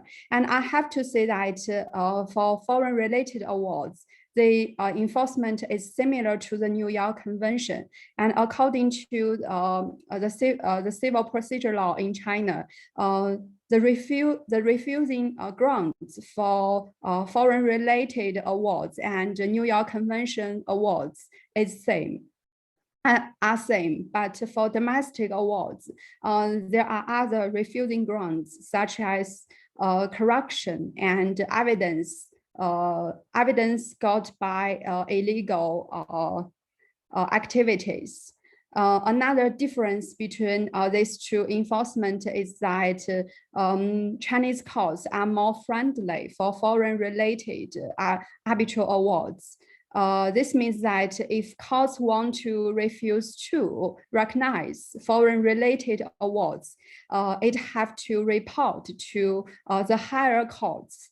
And if the higher courts agree with such refusing, and it has to report this again until to the Supreme People's Court. So which means that actually Chinese courts more careful about refusing foreign-related awards. And this is my answer. Excellent. Thank you very much, Danny. Look, I think it's been an excellent second session. I really truly enjoyed this second panel as the first one. I feel that these 5 first presentations were just excellent, and that's why we got very good questions. You had also a very good management of the time, which really facilitated the moderation. So I see a few more questions in the chat box, I must say, which is something very, very positive. We don't have the time to take them, but I'd like to invite our experts to perhaps reply in writing a little later to these questions. For now, I'd like to thank our speakers for their very interesting and stimulating contribution. Thanks also to the participants for the valuable discussions. It's time to close this session 2. Let's move from Hong Kong to Moscow, and I hand over to Dr. Rachkov for the session number 3. Thank you. Hello, everyone. Can you hear me well? Very well. Okay, thank you. Well, good afternoon or good morning or good evening, everyone. It's my pleasure to be today with you. The panel 3, which I would like to introduce and to start, consists of 4 presentations. The first in the row will be Mr. Pier Giuseppe Puscedo, who focuses on international economic law, in particular dispute settlement, IP technology, and IP access to medicines. He also has an interest in legal theory and legal philosophy. He received an LLM degree from New York University School of Law and National University of Singapore Faculty of Law in 2013. He has been admitted to practice law in Italy since 2014. At present, Pier Giuseppe is a Ph.D. researcher at the University of Tilburg, His research focuses on the People Republic of China innovation policy, and the topic of his presentation is specific economic zones, legal innovation, technology, and IP disputes, Quo Vadis, China. Pier Giuseppe, the floor is yours. Thank you, and good morning, afternoon, and evening to everyone, wherever you are connecting from. I will briefly share my screen and then start with my presentation. Okay. I suppose you can hear me clearly and see my slides. So, well, first of all, I thank you, the organizers, for giving me the opportunity to present my paper. So basically, this is part of my PhD project. I deal with the economic policy of China, innovation policy, in particular, enforcement of intellectual property rights and standard setting, in standard setting organization, broadly speaking. So while researching for this paper, I was actually, as you might see from the outline, interested into how arbitration of some particular kind of intellectual property disputes can be a key in addressing, to mention some, the issues relating to intellectual property rights litigation, not simply in China, but across the globe. And of course, being my research focusing on China, of course, I took this particular direction. So I first will try to address why I wanted to write a paper on commercial arbitration in a special dealing with more investment law. And I also thanks Danis here because a part of her presentation links to my presentation, so she has already warmed up the audience. I will also introduce some definitions, and then I will deal quite fast with the main topic of the paper. So I think the relevance, well, I'm not introducing anything new. This is an excerpt from a paper appeared in the Journal of International Economic Law that actually made a main point that, well, the Chinese economic diplomacy, also the Belt and Road Initiative, is not a monolith, but it's way more granular and, is composed of financial institutions, trade and investment agreements, but then you have also dispute resolution mechanism and also memorandum of understanding on standardization, and of course, special economic zones. So I think that also discussing developments in arbitration in China touches up quite well with the topic of the special. So coming to definitions, I mean, by now, I suppose you are acquainted with arbitration, of course. Maybe you might be less acquainted with standard essential patent and standard setting organization. It's nothing very complex. I mean, a patent essential to a standard is defined as standard essential patent. And a standard itself is actually, this is a plain definition, is a document that sets out technical specification, guidelines or rules for common and repeated uses in order to ensure quality, safety, and interoperability of products. A good example might be the A4 format of the paper that we use for the printer, the USB standard, but also much more interestingly, those communication chips that are present in mobile phones. Actually, there are plenty of standards in order of thousands, and also plenty of standard essential patents. Generally speaking, standard setting organizations are charged with the adoption, promulgation, elaboration, revision of standards. They have a different status under international law and domestic law. There are some that are connected to the broader United Nations umbrella, such as the ITU, International Organization for Standardization, ISO, and so forth, while others are more regional or standard or domestic. So we might understand that while adopting a standard, the companies that have a patent that will be essential to the standard may capitalize incredibly on licensing the standard itself. So for this purpose, and considering that also sometimes the elaboration of standards involves also public expenditure, standard setting organization came out with this sort of front term in order to license the patent necessary for the implementation of a standard. I won't delve into the details of the fair, reasonable, and non-discriminatory terms, because really there are a lot of cases, and unfortunately there is not that much sedimenting. So different courts have taken different approaches. But what is important is that nonetheless, now telecommunication related disputes, also Internet of Things related disputes are sprouting. There are different really legal issues such as injunctions, the determination of the front terms, also patent validity, with a little help from the standard setting organization. They always refrain from voice out their concerns or to take an active stance in these disputes.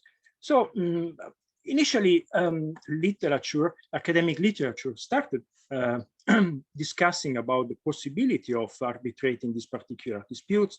The possibility has also been endorsed by WIPO, so the World Intellectual Property Organization, by the JPO, so the Japanese Patent Office, by the European Commission and the Court of Justice. Also, some SSO, I think only one to my knowledge, they have included some arbitration clauses in their IPR policies. And also from an institutional perspective, many arbitration institution, I would quote WIPO because I think it's the most relevant, came out with also some more detailed guidelines or framework for arbitrating these particular disputes, also for mediating. Then this leads to China and to the Shanghai Pilot Free Trade Zone. So litigation in China, of course, I mean, it's the manufacturer of everything. And then litigation on intellectual property rights has been rising a lot. There were a lot of issues related to it, such as institutional capacity, local protectionism, but of course, also the establishment of specialized IP courts was a move towards addressing this issue. Also, FRAN disputes, to my knowledge, only 4 that have been reported, of course, so not so many, but nonetheless, they cause a lot of academic writing, and arbitration as a feasible option has been by some scholars deemed not yet widespread. Then till 2017, also the Supreme People's Court in a white paper addressed the issue. So noting that in some cities, the surge of cases was stellar. And then that also led towards some moves in the free trade zone. I think the introduction of this webinar gave enough room for thought, because I mean, also the special economic zones are a place where legal reforms are tested, and then they might be also introduced in mainland China. So I discussed in my paper the Shanghai Pilot Free Trade Zone and the special rules for the free trade zone arbitration, related arbitrations. But what I think, so I had here, in a way, I regret, because I didn't find something very specific to the protection of intellectual property rights as I would have expected. But on the other hand, I think what is very interesting here, and also here I connect back with the presentation of Danik Xie, the fact that initially in these zones, now a foreign arbitration institution can set up operations and then start administering also arbitrations. And that also led in late October 2020 to the establishment of a WIPO Shanghai Arbitration and Mediation Center. So I think this is quite important, because that is also a way in which you maximize the use of a free trade zone in terms of not just bringing in foreign investors, but also foreign knowledge and foreign expertise in the settlement of disputes. I also read that the WIPO Arbitration Center in Shanghai has already administered one IP-related case. So probably many will come, although WIPO has also very strict confidentiality rules. So it will be a bit of a struggle to know much more details. What is important, it's also that later on, this, I think, the expansion of foreign arbitration institution will also, because of the Beijing policy that I mentioned here, will also see probably the role of this institution as gaining more preponderance throughout the whole Chinese territory. And but what is also more interesting, and I connect here again with the presentation of Danik Xie, the fact that foreign arbitration, foreign arbitration institution and their awards had for some time a controversial status within Chinese legislation. So I did some research, and basically I divided this status into basically 3 steps. So very initially, China adopted a standard that is the nationality of the arbitration award will be based on the nationality of the arbitration institution. I think one of the seminal case was the first one that I cite here, the 2003 one, where basically an International Chamber of Commerce award issued in California was nonetheless deemed to be a French award. Then also in the Duferco case, that was a Beijing, I think, well, anyways, a Chinese award. It was used the legal device of considering this award as a non-domestic award for the purpose of the New York Convention. Then the situation also evolved quite rapidly, and also Chinese courts started allowing the possibility that with a seat in China, the administration of the arbitration could be done by a foreign institution, to arrive at late 2020, where a court, intermediate people's court in Guangzhou, yes, recognized that an arbitration award issued by in a foreign related arbitration would have been actually a foreign related arbitration award. So just to conclude, I think that there are 3 main takeaways. The first is that arbitration in China is surely slowly tuning to international practices. And in this is key also the relevance of the free trade zones for the experimentation of several legal reforms. But also, still to my regret a bit, there is not yet a fully fledged institutional framework for technology disputes, but nonetheless, cooperation with WIPO, I think, will it will bring some results. And also, foreign arbitration institutions present will be something to look after. And with this, I conclude my presentation, and I thank you. Thank you. Thank you so much, Pier Giuseppe. You were very good in time, and you made a brilliant presentation.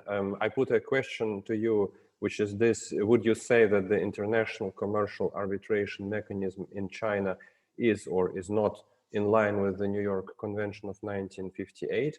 I think we can park this question for the time being and come to it back later. Okay, with this, let us pass the floor to Mrs. Sara Pugliese. Sara Pugliese is Associate Professor of EU Law at the Partenope University of Naples. She has authored articles and contributions concerning several issues like EU environmental and cultural policy, EU defense policy, EU economic governance, EU agencies, protection of minorities, special economic zones, and joint procurements. And the volume, which I probably could not properly read in Italian. So you see in this panel, we have an Italian-Russian team dealing with China, among other things. Sara was hosted by the Universidad de Jaén and as an invited researcher and as winner of Erasmus Teaching Mobility Grants. She has lectured on several degree and postgraduate courses in her university. Mrs. Pugliese participated in several research projects, conferences, and editorial boards. And the topic of her presentation today is investment of Chinese SOEs in EU SEZs and protection of EU strategic interests in the COVID-19 era. Sara, the floor is yours for the coming 10 minutes. Thanks, Professor Rachkov. I would like to thanks a lot everyone to have been invited to this special event, important event. And now I start my presentation, like I share my presentation. So, okay.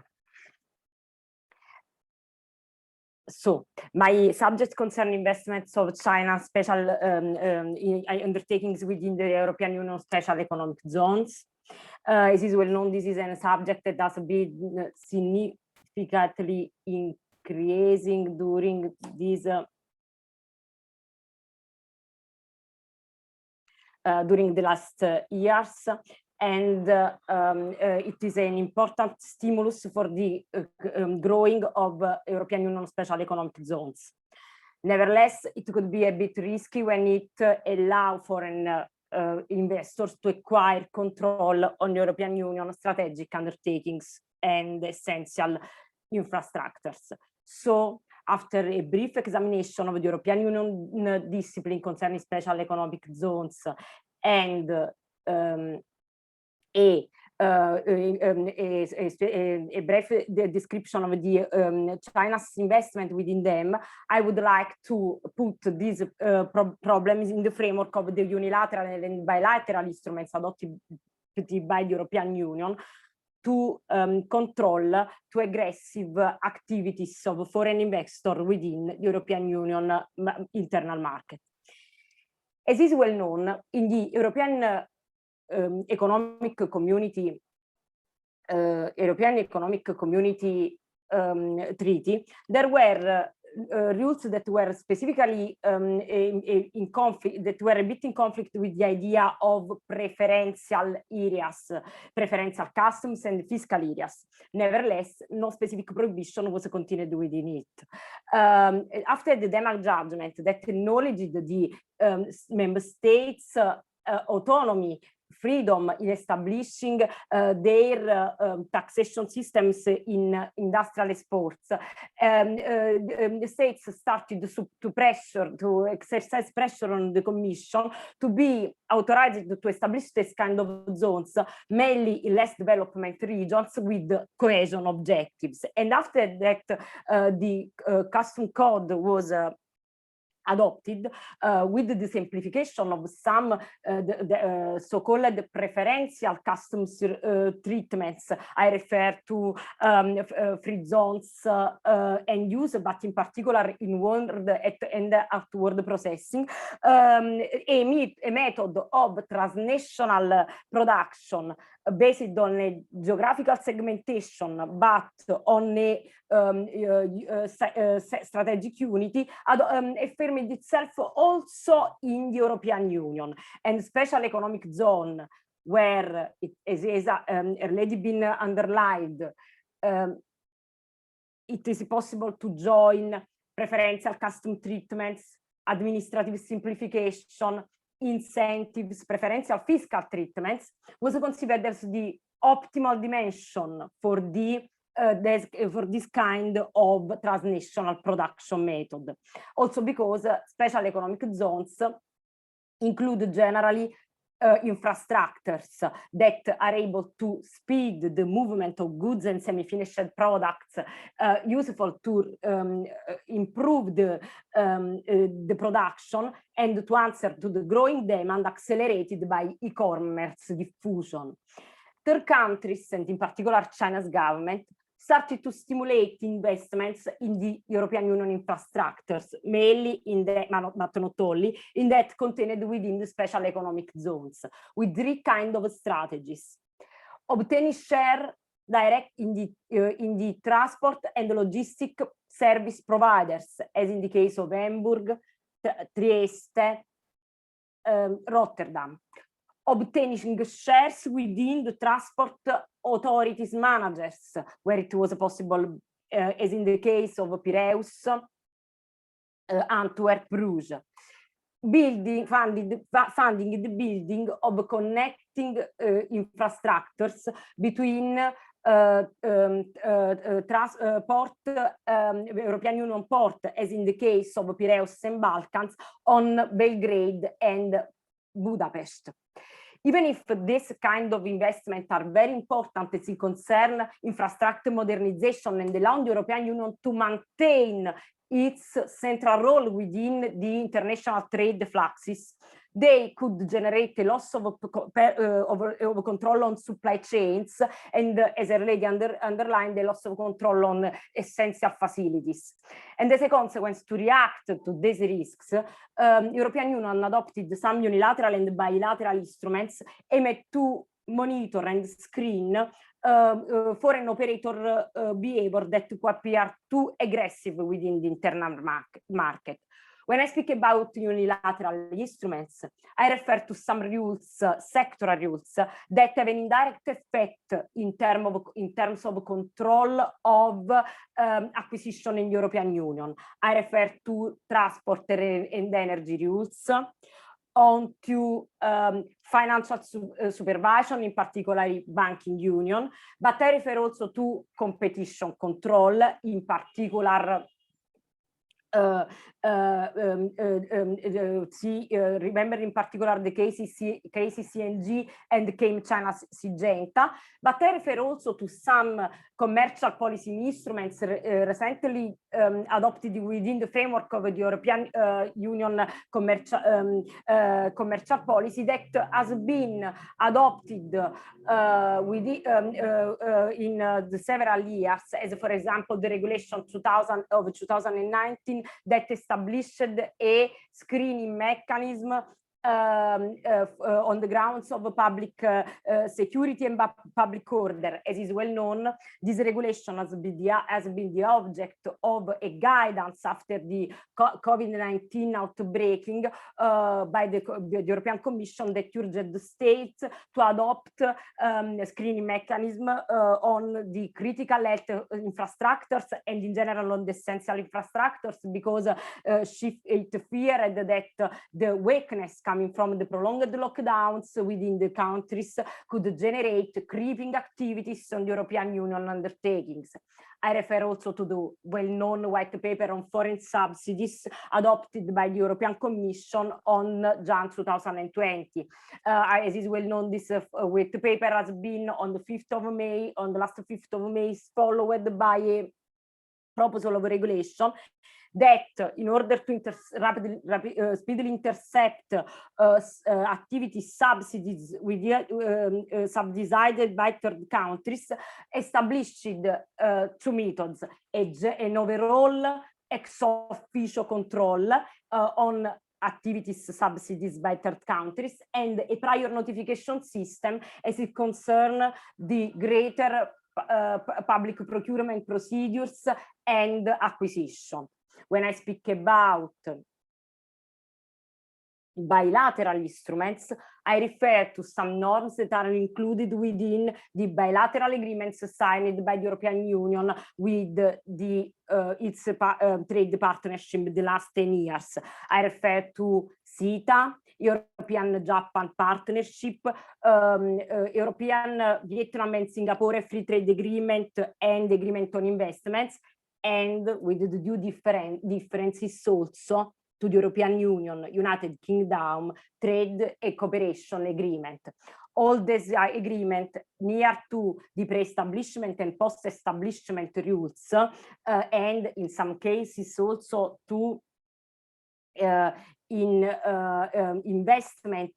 investor protection and dispute settlement mechanism, contain rules that are specifically aimed to limit the behaviors of foreign operators appearing too intrusive in the internal market. I refer to rules preventing the investor to establish the management nationality, rules establishing the transparency of relationship with state-owned enterprises, openness of public procurement procedures, protecting general exceptions on international security, denial of benefits, and prudential carve-out. This agreement represented an inspiration for the well-known comprehensive agreement adopted, stipulated between the European Union and China on the last 30th of December. I have no time to analyze all the comprehensive agreement, and I am well conscious that after the reciprocal sanctions and after the results of the last weekend G7 meeting, the concrete possibility that this agreement could be really signed are become really remote. Nevertheless, I would like only put the attention on three rules that are very important, in my opinion, for the development of special economic zones. Also for things that was speaking about the Professor Ph.D. before. transparency of subsidies. I would only remember that disputes arisen within the ambit of the WTO between the European Union and Egypt and Indonesia put in evidence that when we speak about goods and services provided within the special economic zones, there could be some different difficulties in identifying the difference between exporting country and subsidizing country. And as a consequence, rules in these grounds are both unilateral and bilateral, are, in my opinion, very urgent. And after commitment assumed by China's government as it concerns forced transfer of technology and standard setting mechanism openness. I think that these two rules, that two commitments that are linked between them are able to not only to allow by the European Union a screening on China's investment within the European Union special economic zones, but also reduce the trade barrier of European Union investor willing to act within the China's special economic zones, mainly that who would like to enjoy outward processing benefits. And I think that both the rules concerning forced transfer of technology and the rules concerning standard setting openness are a step forward, the creation of a regulatory convergence and the common standard and conformity evaluation systems. At the end, I would like to only remember that I think that special economic zones are a global phenomenon, and as a consequence, they need multilateral regulation. So it is hoping that European Union instruments are considered not as fence around the so-called European Union macro regions, the regions that she is creating with its internal trade partners with the bilateral agreement, but that they are considered as a stimulus and a path towards the creation of an international low-level regulation about investment in general and about special economic zones. I would like to thank you for your attention. I would like to, I'm sorry if I overcame my times, and I remain at disposal for every question and comment. Thank you so much, Mrs. Pugliese. It's a very enlightening presentation indeed. I put a question for you. It's not necessarily related to special economic zones. It's a question, or rather two questions of more general nature. The first is, do you welcome the ACMEA development, for instance, from the point of view of the EU law integrity? Would you say that this is a development which is contrary to the interests of foreign investors in the EU, or perhaps neutral to them?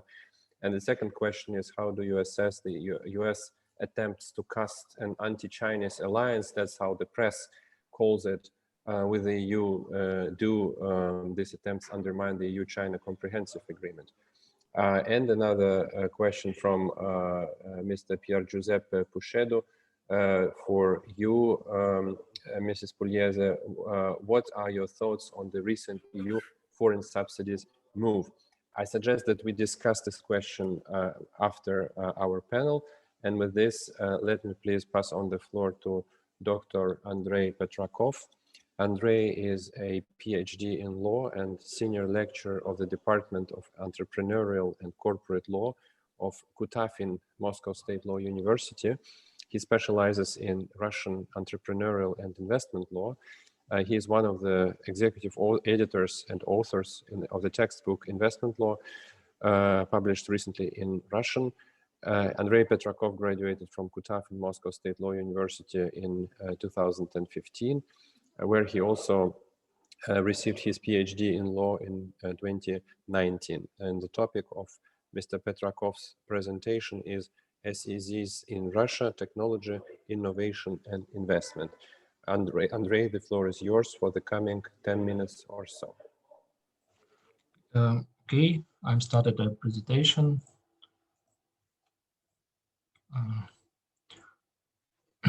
Hello, dear participant of webinar.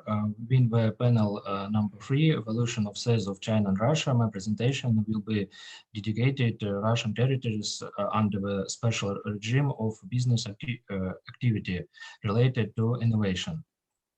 Currently, there are 12 types of territory in the Russian Federation under the special regime of business activity. On the screen, you can see a list of them.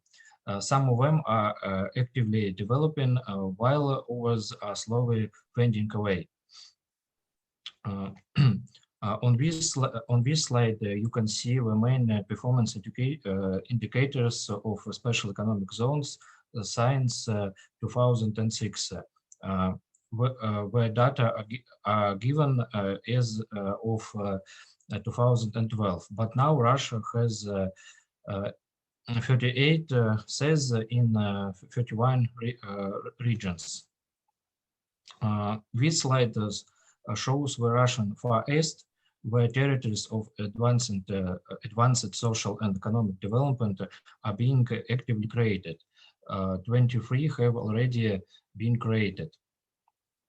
And this slide, you can see the Arctic zone of Russia on the territory which an ambitious project is being implemented to create a new types of territories under the special regime of business activity. It can be stated that new territories under the special regime of business activity appear in Russia almost every year. Each territory under the special regime of business activity is regulated by a separate federal law, although they are built on similar principles. In order to solve this problem, the Ministry of Economic Development of Russia is developing a new federal law that will combine several territories under the special regime of business activity. It is extremely difficult for a foreign investor to explain the difference between four types, so unification is necessary. In my opinion, such diffusion of legal regulation negatively affects the investment activities of Russian territories under the SEZ regime, because foreign investor, instead of relying on one law, has to take into account more than a dozen legislation, which are similar in their contents and therefore not easily differentiable from each other.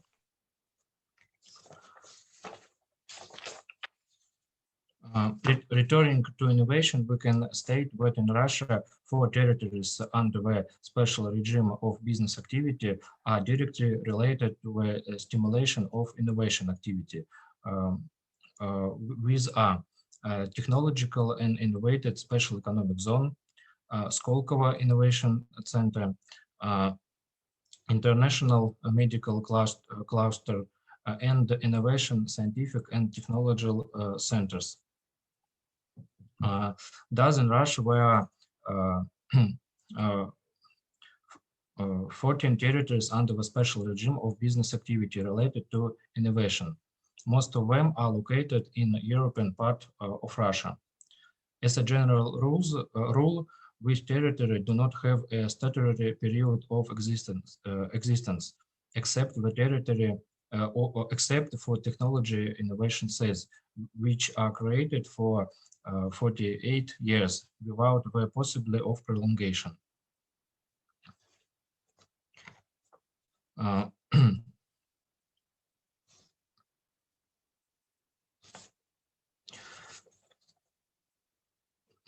In order to take advantage of privileges and benefits of a special legal regime, a participant in the stated territories must have a certain organizational and legal form, as well as conduct activities provided for by the relevant federal law. Due to the specific of innovation activities, the requirements for a minimum amount of investment that a potential resident must make are not established by the relevant federal law. As a general rule, Russian legal entities can become participant in territories under a special regime of business activity related to innovation. Meanwhile, individual entrepreneur, individual businessman can apply for a corresponding status only technology innovate SEZ and the international medical cluster. Only commercial organization can become a resident of a technology innovate SEZ, and a foreign legal entity or an individual businessman registered under the legislation of a member international medical cluster. The greatest difficulty is caused by contents of activity that potential participant over territories under special regime of business activity related to innovation should conduct. Due to a lack of common terminology, research activities, scientific and technological activities, and the technical and innovation activities have a significant difference. Therefore, the investor should pay close attention to the content of activities that he plans to carry out.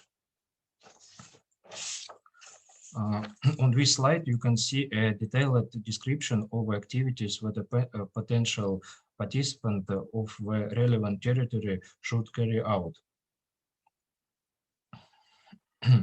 A participant of the territory under the special regime of business activity related to innovation is not limited in the area of these research activities. The main thing is that it must correspond to the priorities of scientific and technology development of Russian Federation.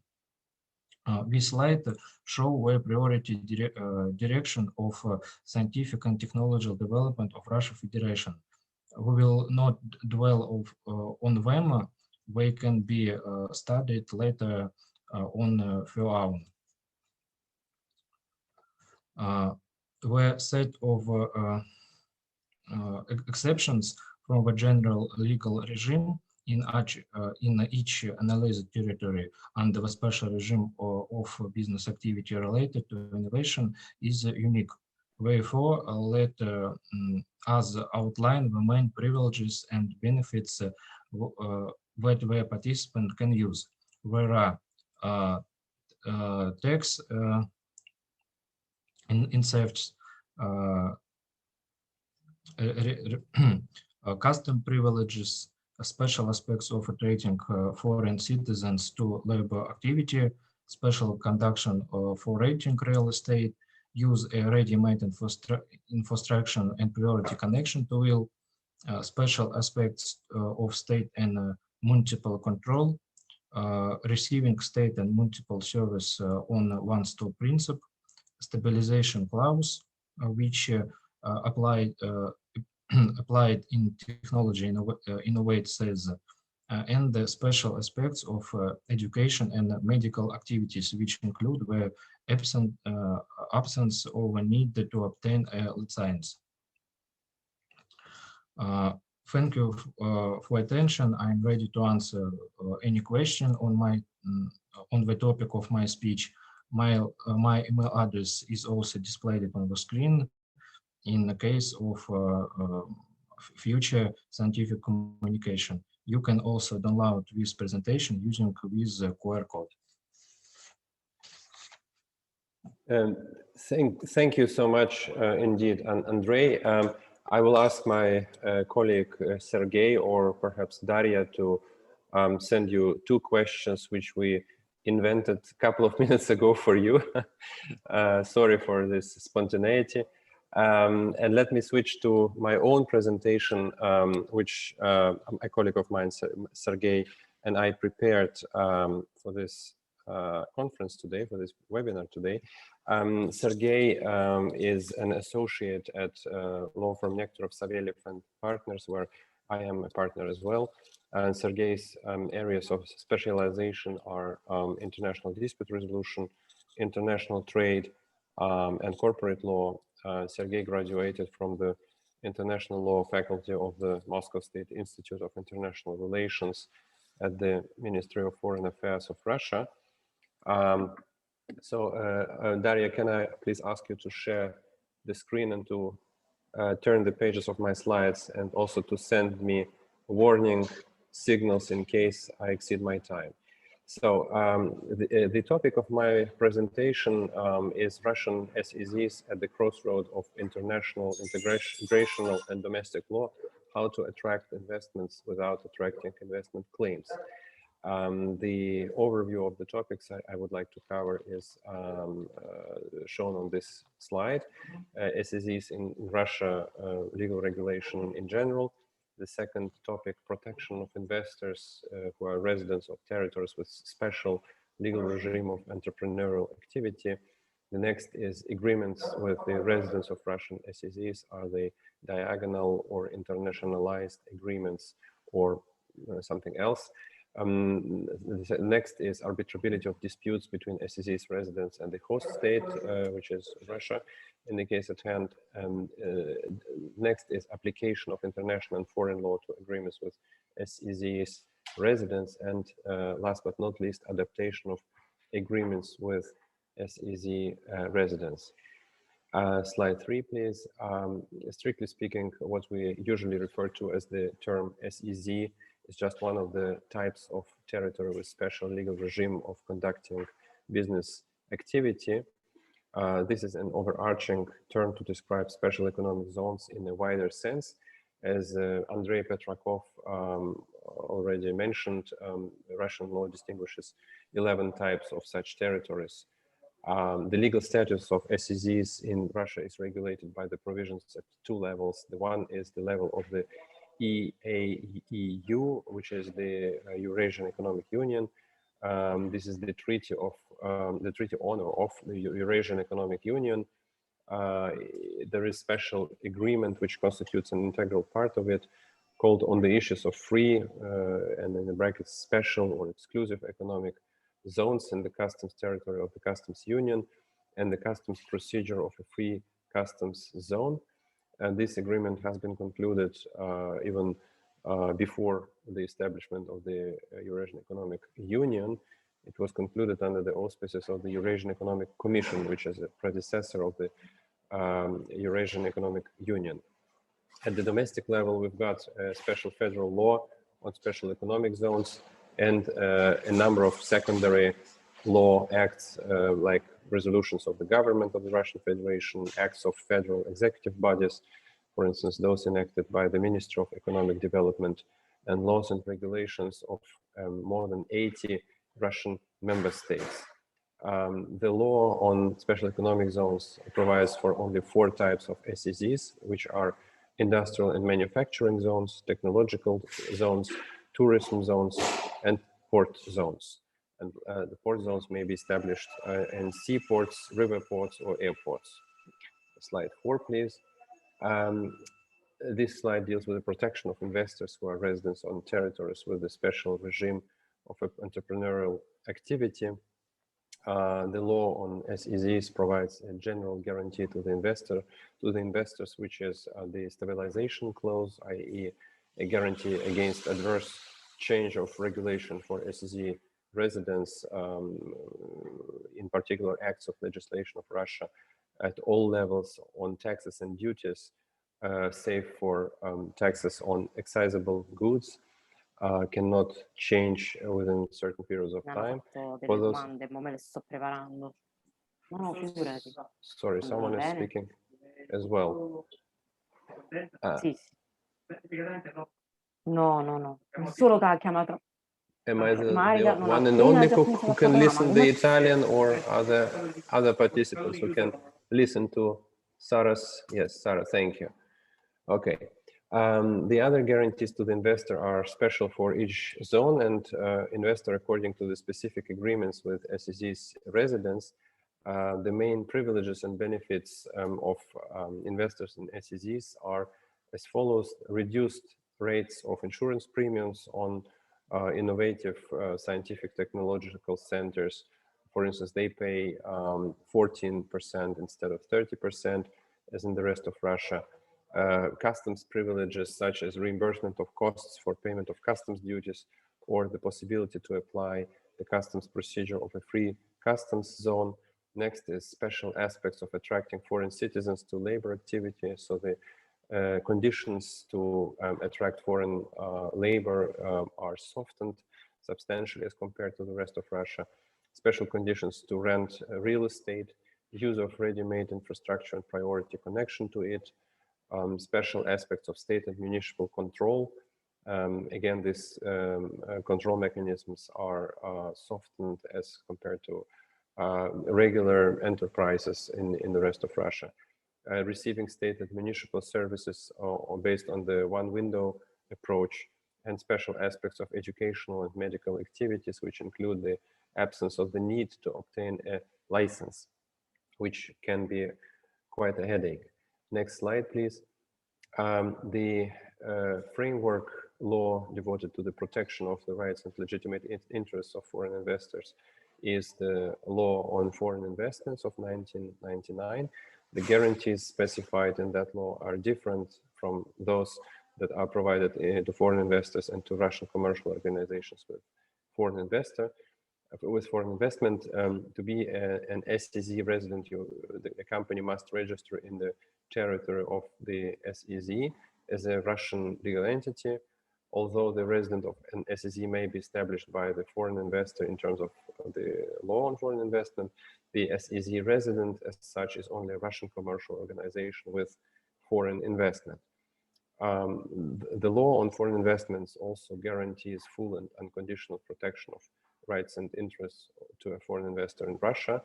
And according to its Article 10, a dispute between a foreign investor arising in connection with investment and entrepreneurial activity on the territory of the Russian Federation shall be resolved in accordance with international treaties of Russia and federal laws in a state commercial court or international arbitration. Next slide, please. Here we deal with the topic whether the agreements with the residents of Russian SEZs constitute so-called diagonal or internationalized agreements or contracts. We believe that, in fact, the investment agreements with SEZ residents can be treated as an investment contract, and with this they fall within the umbrella clauses, which are typically contained in bilateral investment protection treaties, to which Russia acceded or which Russia entered into with other states, and there are more than 80 such agreements. Next slide, please. It's slide 7. Here we discuss the question of whether or not the disputes between SEZ's residents and the host state, Russia, are arbitrable. In fact, although this is not clearly regulated by the law as such, by the law on foreign investment or on SEZs, we believe that these disputes are perfectly arbitrable, with the exception of those disputes which intrude into state regulatory power. For instance, the disputes with state bodies aimed at challenging administrative acts cannot be arbitrated. Other than this, private law disputes also with state actors can be arbitrated. However, this experience is very scarce indeed. I also would like to mention a recent development which deals with the accreditation by foreign permanent arbitration institutions by the Russian Ministry of Justice. 4 of them already applied and obtained such accreditation, and these are Hong Kong International Arbitration Center, Vienna International Arbitration Center, ICC International Court of Arbitration, and last but not least, Singapore International Arbitration Center. The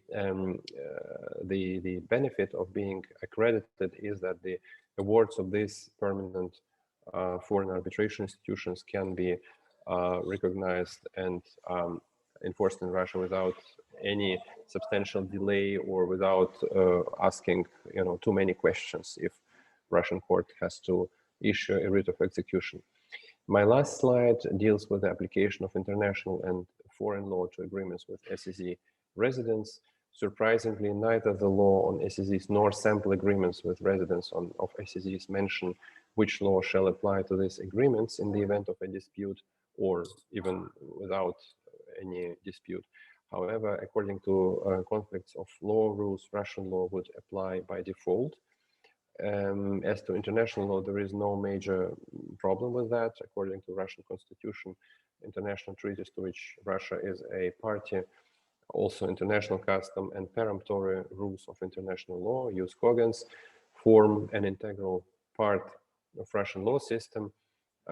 International treaties supersede Russian federal laws in case of discrepancy, but do not supersede constitution. And according to the opinion of some authors, Russian federal constitutional laws. As to Russia's investment treaties, they do not mention SEZs. Thus, we conclude that these treaties are generally applicable to foreign investors and foreign investment in SEZs without any deviation and exception. With this, I conclude my presentation, and I would be more than happy to answer your questions, if any. Thank you. So we have run through our panel number 3. I ask Yulia Levashova whether we have time and how much time do we have to discuss questions. We have about 15 minutes. Okay, great. Thank you. So why don't we start with Pier Giuseppe?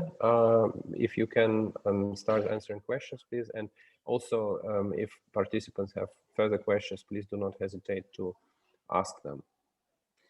Yes, thank you. So whether, well, China is acting according to the New York Convention or not, I think yes. Of course, there is always when, I mean, actually China has 1.4 billion citizens, right? It's a huge country. I can imagine that sometimes even setting up courts, and sometimes there is also something that doesn't work within courts because, they have their own specific setting. Also the fact that contrary to, well, whatever we might experience, for instance, in Italy with a precise separation of powers between courts and the administrative power or executive power, which it is my understanding doesn't happen in China.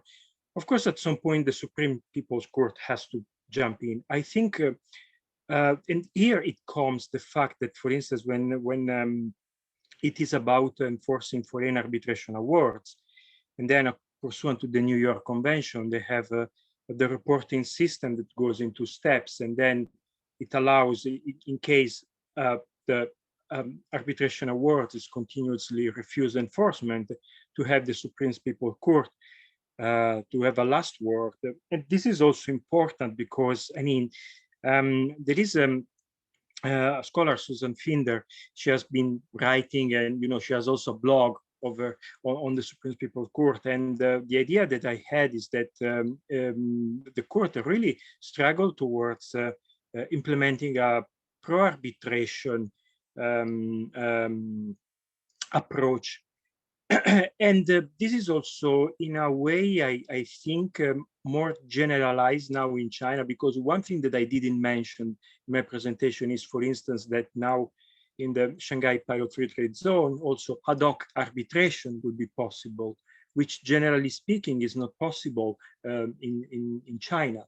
So I think these are like small red dots, but if we try to connect, they are actually, I think they do provide a view on the fact that there is in China development for a pro-arbitration approach, and also for, generally speaking, acting pursuant to the New York Convention.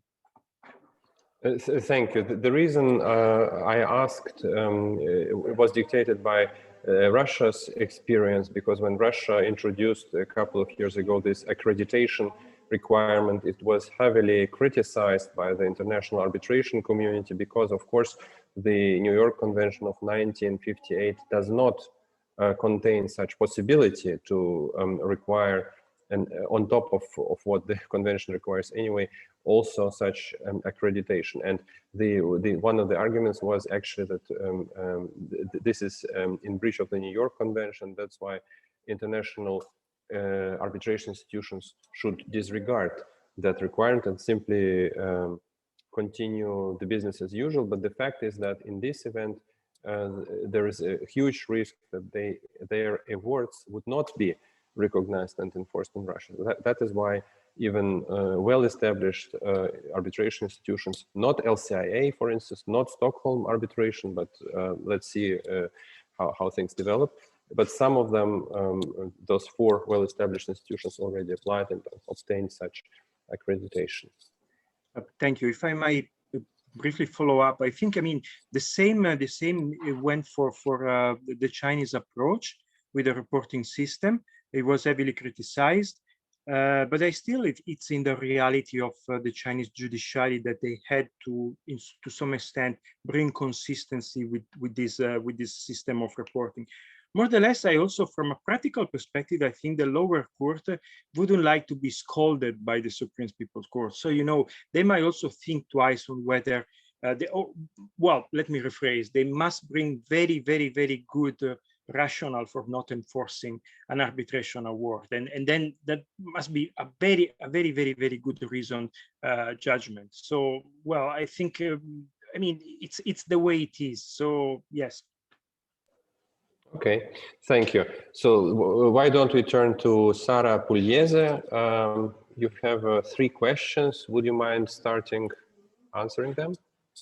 Thanks a lot for all 3 questions. So, rapidly, as it concerns ACMEA, it's, in my opinion, a necessary step in the evolution by a member states' competence to, after the Treaty of Lisbon, a competence exclusive and in some cases sharing of the European Union. And as is well known, by IT are always been considered as one of the most important examples of international fragmentation.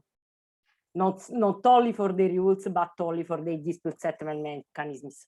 So in an integrated system as the European Union one, having so much jurisdiction instances is very difficult to manage, could create problems of legal certainty and also of individual protection. So as it concerns the integrity of the European Union, I think that is a good step forward, also because it stimulated the signing of the treaty of the termination of the intra-UE BIT, that is, as is well known, in ratification phase by all the member states. As it concerns the protection of investors, of foreign investors, we have not to, I think that often in the debate about the dispute settlement in investment, the domestic level of protection is too often ignored. In the European Union is based on 2 systems of protection of individual: procedural autonomy, effective, equivalent, but autonomy. And so domestic level is the first ground where when I have to search my protection, and also foreign investors could. And second, ruling proceedings and the availability to ask to the national judge to ask for the correct interpretation and validity of norms to the European Court of Justice. So this system that sometimes, sometimes ago, was always called with some abused terms of private enforcement, is a system that could function as a protection of investors, foreign investors. As it concerns the relationship with the transatlantic relationship, I think that they could undermine the relationship between European Union and China, but I think that it should be avoided, because trade relationship between and investor relationship between the European Union and China are very intense and very great, very significant in the European Union economics, and as a consequence, I think that for the problems that have been envisaged before, it is necessary to adopt common rules as soon as possible. Well, as it concerns the problem of subsidies, of systems of subsidies that subsidies monitoring that the European Union is envisaging, I think that there have been an evolution between the white paper and the proposal of regulation that determine the passage from a system more taught as the regulation 2019 to a system based on a strict cooperation between Commission and the national authorities, to a system that is similar of control of concentrations. And we know that the ex-ante method of control that is based in that characterizes the concentration control have some dark sides, because it is a bit too intrusive in the strategic choices of the enterprises. So I think that the problem of that, I think that the better way to approach to the problem of subsidies is a good mix between unilateral instruments and bilateral ones. I think that if the problem is solved through agreement with the countries that operate subsidies, that is the Chinese government, but it is not the only one, maybe the control at unilateral level by the Commission could be a bit, it could be more relaxed. So, but I would like to remember only one date, that when the white paper opened the consultation of foreign countries, to the consultation participated also foreign countries, authorities and enterprises, it was a request of foreign enterprises not to have too many reference national authorities, also because in the public procurement you have the national authorities that launch the public procurement procedure, and the supervisory authority that in some cases is not, generally is not the same, and could speak only to the interface only with the Commission. We have to say before what will be the final text of the regulation that will be approved. And secondly, we have to say in its application if it will be so restrictive for the commercial trade.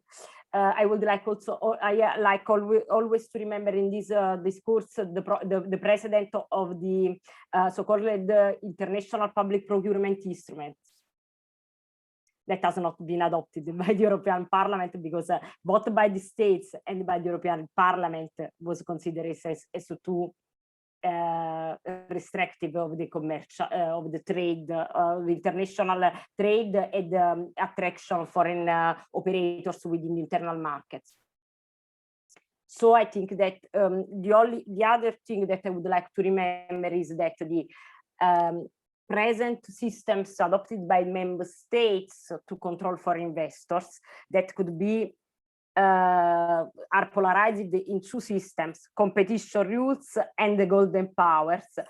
I think that both of them are too focused on acquisition and ownership, and as a consequence they are not suitable to control subsidies to enter public procurement, EU fund grants, and you can see that with the next generation program, this problem could become more and more increasing, and so on. Thanks a lot. Mm-hmm. Thank you, Sarah. So Andrei, the next two questions go to you. The first is it possible to combine the status of a participant in two territories under the special regime of entrepreneurial activity? And the second is, at the moment, there are about 5 investors in the international medical cluster. What do you think is the reason for such a small number of them? Okay, thank you. I will try answer quickly, so I will write my answer in the chat. For first question, as a general rule, it is not possible to combine the status of participant in several territories under the special regime of business activity. But where exceptions, for example, participant of a Skolkovo Innovation Center and can become a participant of innovation, scientific and technology centers. And second question, in my opinion, the reason for this is related to the sanctions. That's why foreign investors are afraid to invest in Russia. And the second reason is where imperfection of Russian legislation. For example, according to the law in the international medical cluster, it is possible to use drugs that are not registered in Russia, but where the customs rules of the Russian Economic Union prohibited their import in Russia. Okay, thank you, Andrei. Although I must say that I heard about an initiative by a number of German tourist agencies to get German citizens into Russia to get vaccinated. So they have a 3-week trip in Russia to get this Sputnik vaccine, because apparently there is a shortage of vaccines in Germany. If I have 30 seconds to answer the question put on me, Julia, can I answer that question? Okay, thank you. So the question from Pier Giuseppe is, does the stabilization clause you mentioned provide a commitment not to introduce, for e.g., adverse legislation only within a certain period of time, or is it rather indefinite? No, it is not indefinite. Indeed, it is limited to either the ROR period or to a maximum of X years. It can be 5, 6, or 7 years, depending on the volume of investment. And here the shorter period applies. So either the number of years or the ROR period. With this, we conclude our panel number 3. And I would like to pass the floor to the next panel. And let me please introduce our next speaker. Just a moment. Or rather, the moderator of panel number 4. Panel number 4 will be moderated by James Nedumparra. Professor Dr. James Nedumparra has more than 2 decades of experience in the field of international economic law.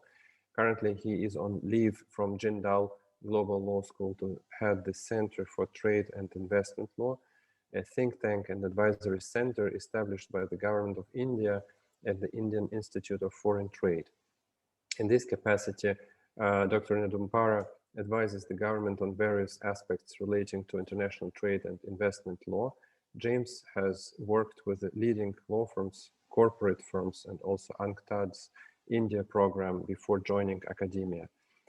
He was also part of the Indian delegation that appeared in the recent proceedings on India agricultural products avian influenza dispute before the WTO appellate body. And the topic of panel number 4 is experience with SEZs from India and Jamaica. Mr. Nedumparra, the floor is yours.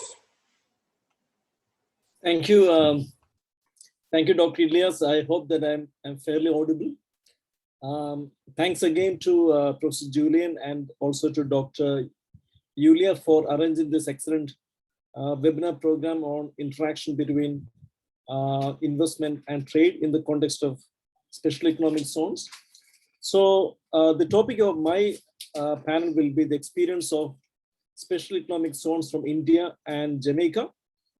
And if you look at these two countries, I mean, they are fairly distant, separated by huge geographical distance, but at the same time, both the countries are developing countries, and they have used SEZ policies in order to attract investment, create employment, and also provide greater economic opportunities. While India's SEZ policy has been almost 2 decades old, it is still, I think, early to say whether the policy has succeeded or not. As most of you may know, India's SEZ policy was actually challenged among a set of issues before the WTO panel. The matter was taken to the appellate body, but since the appellate body is not functional, the dispute is not heard. While at the same time, Jamaica's policy, I mean, SEZ policy has been widely considered to be a success, and Jamaica has successfully migrated from a free zone model to a modern special economic zone. So in this context, we have got, 4 excellent speakers, and we have got three papers. Let me actually introduce the first speaker, Professor Arpita Mukherjee. In fact, I had the privilege of working and interacting with her on multiple occasions. She has nearly 25 years of experience with respect to international trade and related matters. And she's really a well-known expert in the field of services in India. At the moment, she's a professor at ICREA, a leading Indian think tank. So let me invite Professor Arpita Mukherjee to talk on her, on her paper, India's Special Economic Zones and the Interaction with Trade and Labor Policies. The floor is yours, Arpita. Thank you, James, and thank you, Julia, Ilya, and Julian for giving me this opportunity. I'll just share my screen. Basically, I hope you are able to see my screen, right? We can hear you. Yeah. You can see the screen as well. Thank you. So what I am looking at is the status. So what I would like to focus on is firstly give an overview of the SEZs, then look at it from the export angle, then the incentive angle, which is the most controversial topic today in India, as James pointed out that this was challenged in the WTO. Then how do we fit SEZ into our other trade policies like trade agreements, then investment in SEZ and fitting it into the SEZ, into the investment policies and investment agreements, then looking into employment in SEZ, and as we think about revisiting it, how can we revisit it? So basically, where do we stand? India started its SEZ policy way ahead in 1965, one of the pioneers in SEZ policy, and we today have one of the largest number of SEZ in the world, probably after China and Philippines. Now, the reason why we went for SEZ in 1965 was that the country had a closed door policy, and SEZ were given certain fiscal incentives, and you were able to do business in a more open environment under the SEZ. Initially, they were created by the government, and later they were encouraged through SEZ Act and policy for the private sector to come into the SEZ. We have quite a few states who have their own SEZ to give the private sector a confidence that the states support the SEZs, whereas there are other states like West Bengal which went flip-flop with their SEZ policy.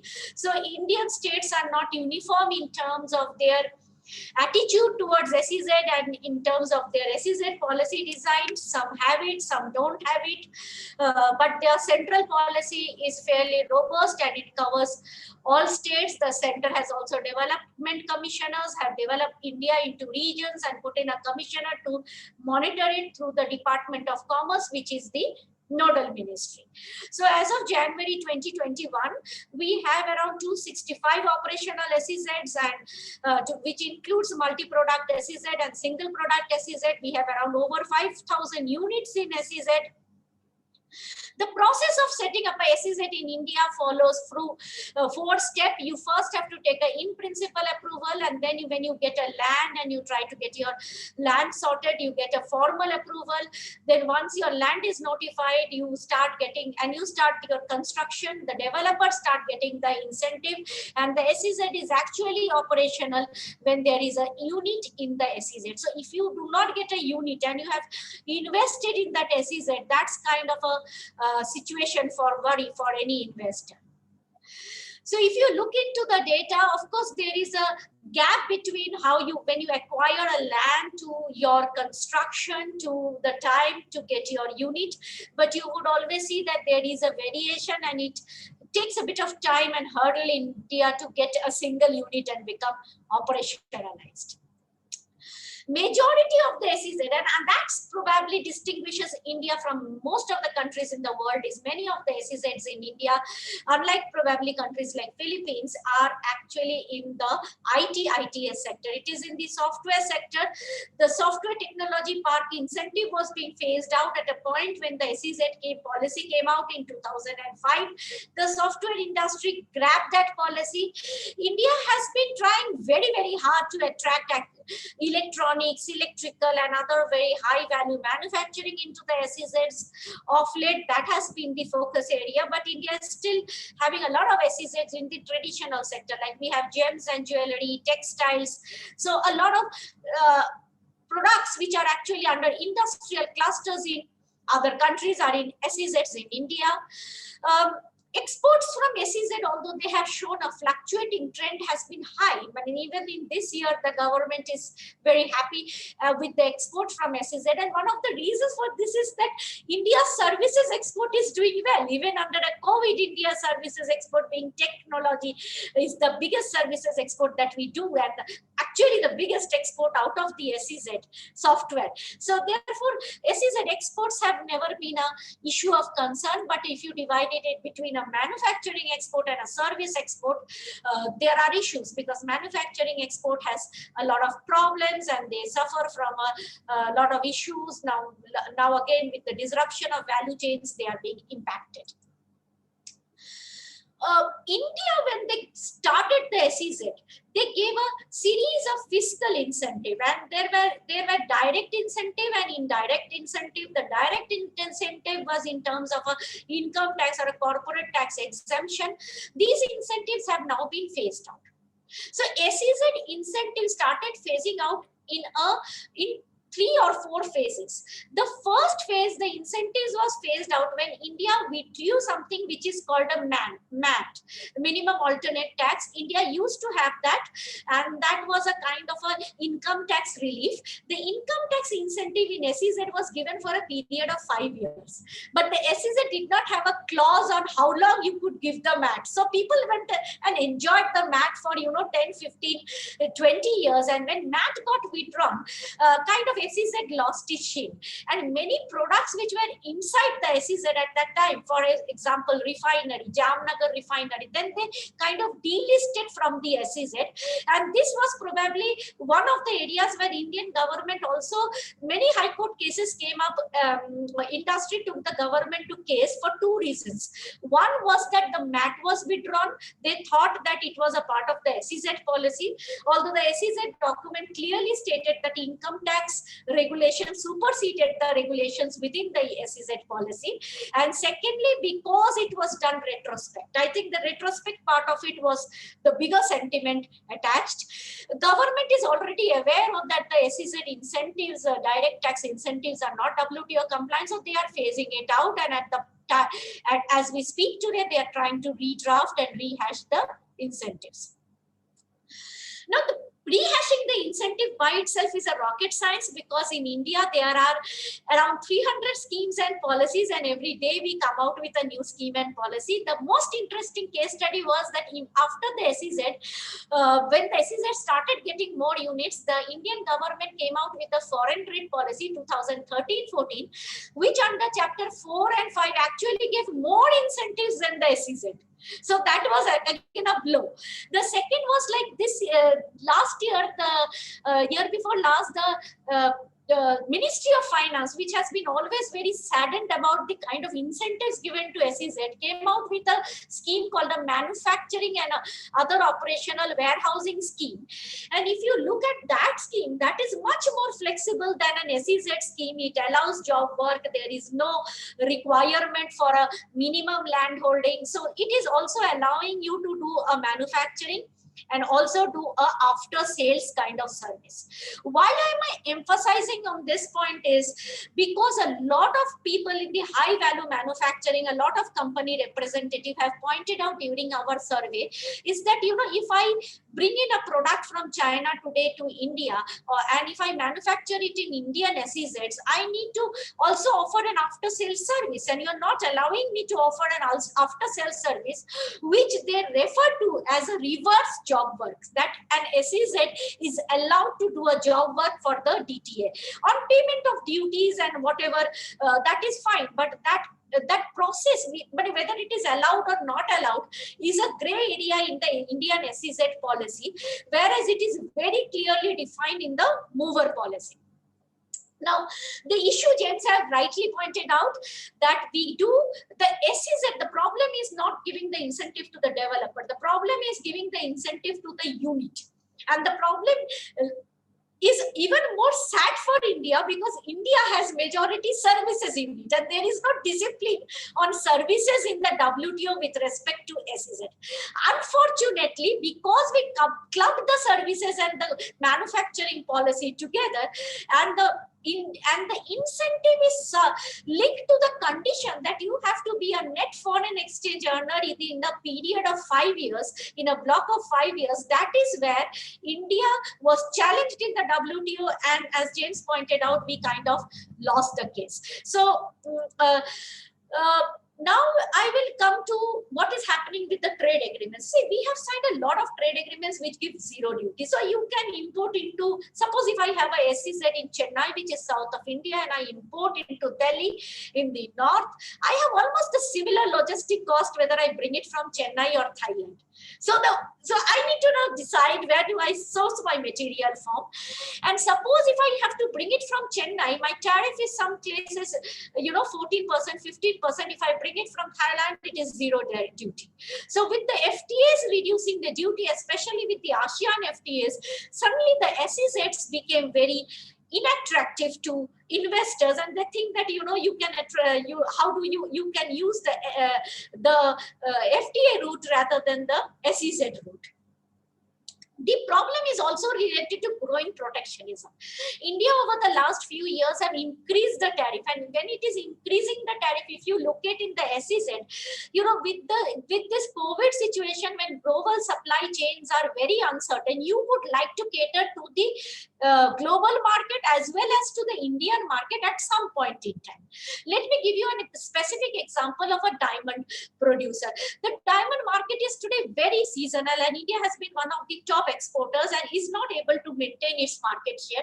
Now, India is importing diamond from countries like Dubai or Hong Kong, and these diamonds actually go from SEZ to Dubai and come back to India. It can come from the SEZ. So now that my time is up, I will go quickly into the investment part. In the investment part, there is no data on the foreign investment. So the data is a bit mixed data, but the key issue is that India is today not a member of ICSID. It's not a member of any, it has also withdrawn its bilateral trade agreements. So as we stand today, India is doing many things with its investment. It is changing the regime autonomously, and more recently what is a concern is that it has stopped FDI from certain neighboring countries, maybe because of China, but it has raised eyebrows many places. Now, if you look into the job work is allowed in SEZ. So SEZ can give work to DTA. Reverse job work is not allowed, and I really don't have time. So I will go quickly into some ideas where I would like you to think about is how do we actually revise a SEZ policy. And in this, I heard many things about WTO smart subsidies today, but I would like to more discussions on servicification of manufacturing and how can countries give services, the subsidies used in manufacturing, and avoid a WTO dispute in this situation, and also talk about the job work and the reverse job work a little bit, and how do you protect investment in a situation that India is today. Thank you very much for the time. So thank you, Arpita. I think it is fairly harsh to cut it short while you had a lot of things to say. Excellent points. I think two important points which you mentioned. One is India's manufacturing SEZ is basically laggard, and the service SEZ is doing extremely well, irrespective of the fiscal incentives. Thank you very much for a very comprehensive presentation. So now let me actually invite Ferdous Rahman. She is an assistant professor at Jahangirnagar University in Bangladesh, where she teaches courses relating to international investment law. She's pursuing Ph.D. in Hungary, and she has been involved in a number of projects, especially renewable energy products, which are funded by international or multilateral lending agencies. And the topic of the presentation is harmonization of workers' welfare and investors' protection in SEZs of India, and regulatory freedom and challenges. The floor is yours, Ferdous. Thank you for giving me the floor. I would like to share my screen. I have prepared a small presentation.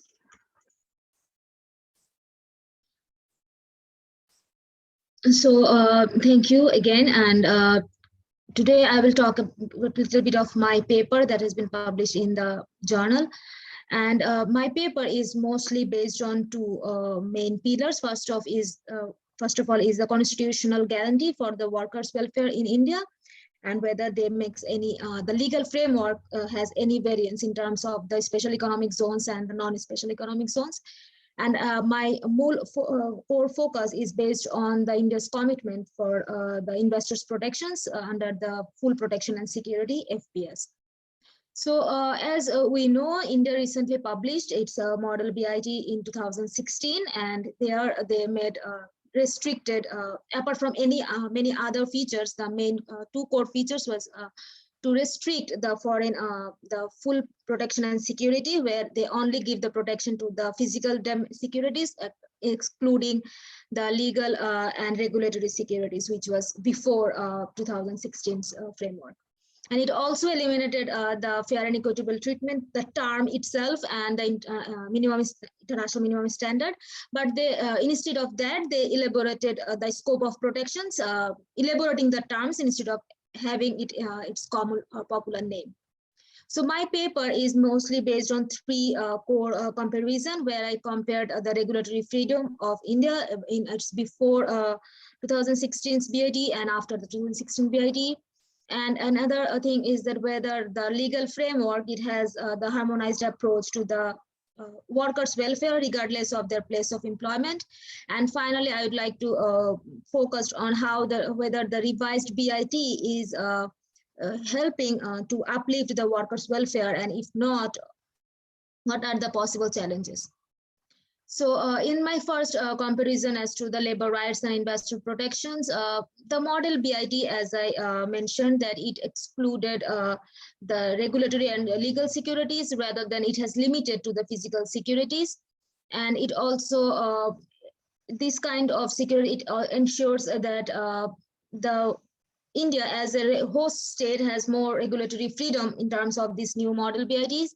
And it in the new model BITs, it also expressly included the labor welfare as a term, as a reason to exercise its regulatory freedom. In terms of the second comparison, which is mostly the place of employment and the focus on the special economic zones, if we see the constitutional guarantee, the labor welfare is mentioned also as a fundamental rights, as well as in the directives of state policy. And at the same time, both the central government and the provincial government or state government has the concurrent jurisdictions in terms of the matters.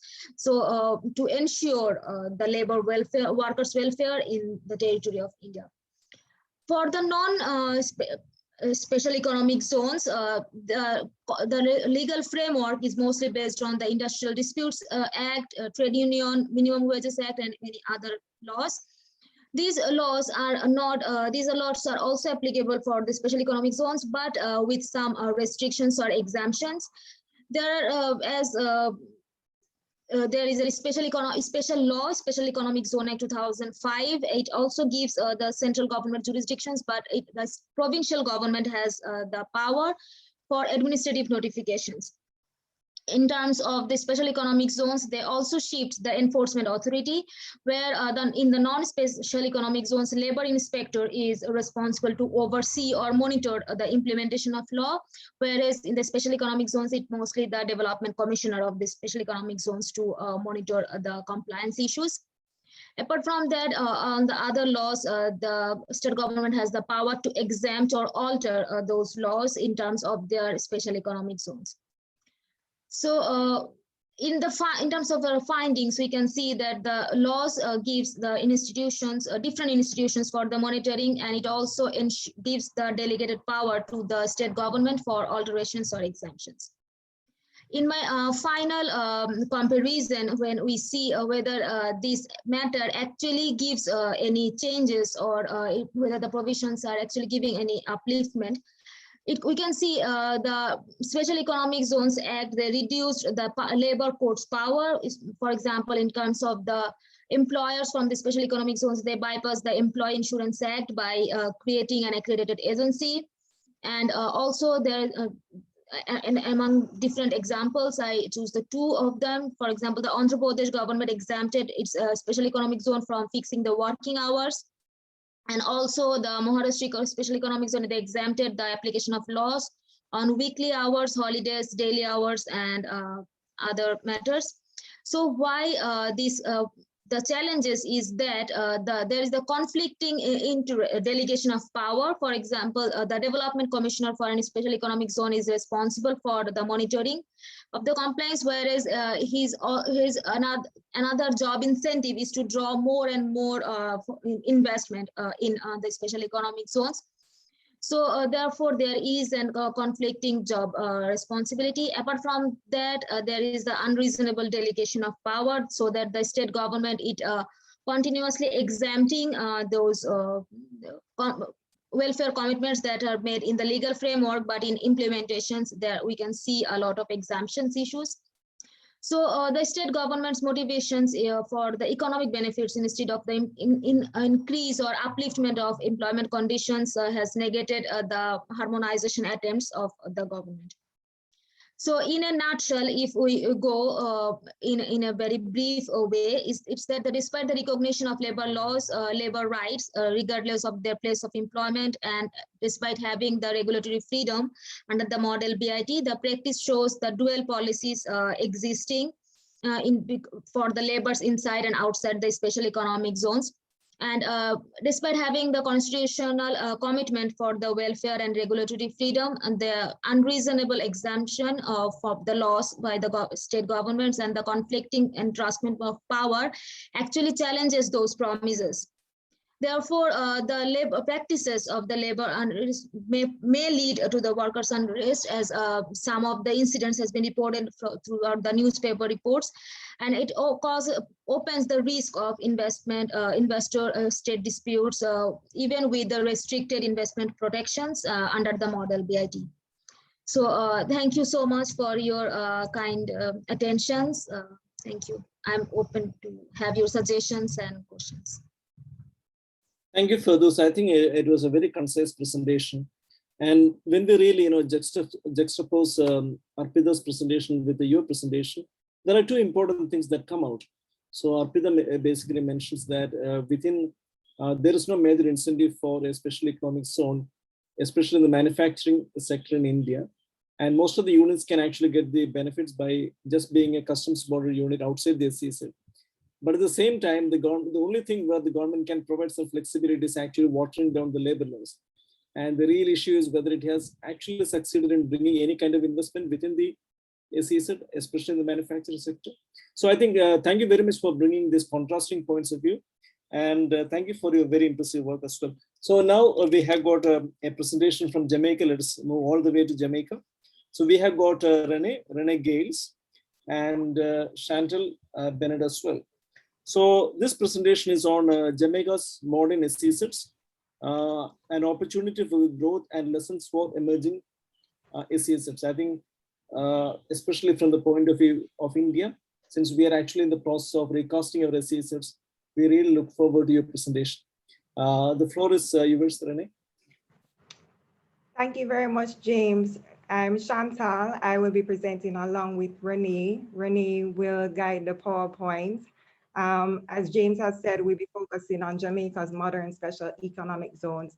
So just to begin with the first slide, for those of you that may not have read our paper as yet, our paper gives an overview of the development of Jamaica's Global Logistics Hub Initiative and the National Investment Policy, which are linked to the development of SEZs in Jamaica.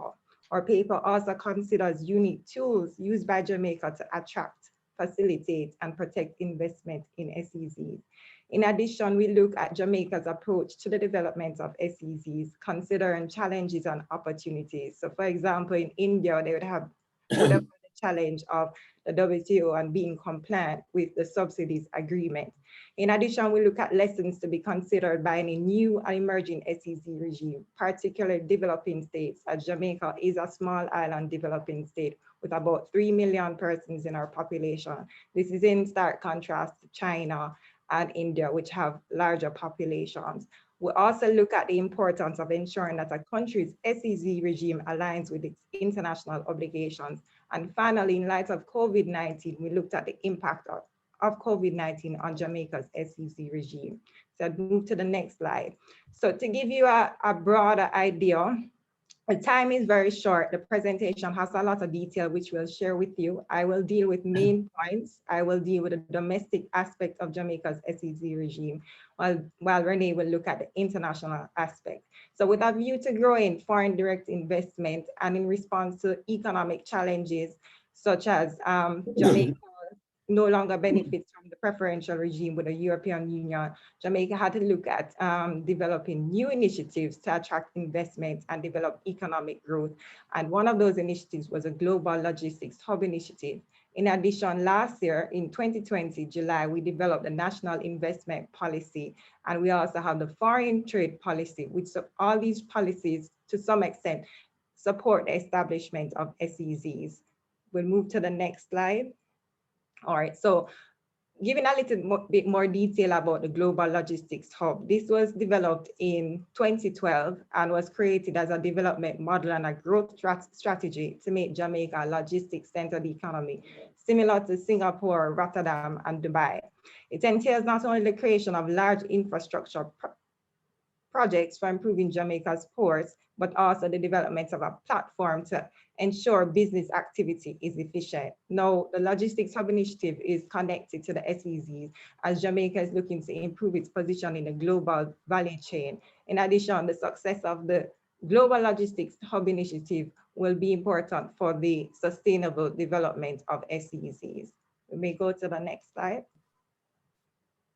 So to start off, Jamaica's SEZ regime was developed in 2019. It's very new and novel compared to other jurisdictions such as India, which has been around from about 1965 based on the previous presenter's presentation.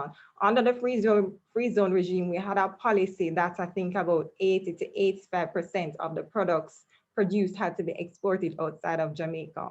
In addition to that, the free zone regime allowed foreign companies to benefit from the free zone regime. This is in comparison to the SEZ regime that does not require 80 to 85% of the products to be exported. In addition, only locally incorporated companies can be developers and occupants in SEZs in Jamaica. Under the free zone regime, there was more focus on manufacturing. Now with the SEZ regime, there is a big sector for services, BPO, information, communication, and technology, and more importantly for Jamaica, logistics and infrastructure. So I move to the next slide. To give you an idea of the SEZ landscape in Jamaica, the picture is a picture from our SEZ authority. One of the main things we have, apart from the act which we mentioned before, which created a special economic zone authority, we also have a policy. And within that policy, we look at cost-effective trade and facilitation services. And this is based on Jamaica being a party to the Trade Facilitation Agreement. In addition, we'll look at linkages between SEZs and the domestic economy. And the importance of this is to ensure that SEZs in Jamaica don't become white elephants. We need to have a connection between the domestic economy and also the global economy. We have the incentives, which I'll discuss later on. And we also focus on zone development and sustainable development. So the aim of our SEZs in Jamaica is to have the SEZs connected to the UN Sustainable Development Goals. We can go to the next slide. So in terms of the incentives, and I won't go into detail, of course, you have fiscal incentives and you have non-fiscal incentives. The fiscal incentives touch and concern a lower income tax rate, customs duty relief. We also have non-fiscal incentives which are based on MOUs with other government entities. So in relation to work permits, we have an MOU with our Passport, Immigration and Citizenship Agency. In regards to environmental permits, we have an MOU with our National Environment and Planning Agency. I would go a little here into the recent G7 position about having a global minimum tax rate. For Jamaica, we'll have to look at how that will affect our fiscal incentives if it is that all countries around the world are required to have this global tax rate. Renee will touch on this a little bit more in the section on international law. So we may move to the next slide. All right, so in terms of mapping Jamaica's SEZs, the information here is based on 2020. There is some information for 2021, which we can share with you separately.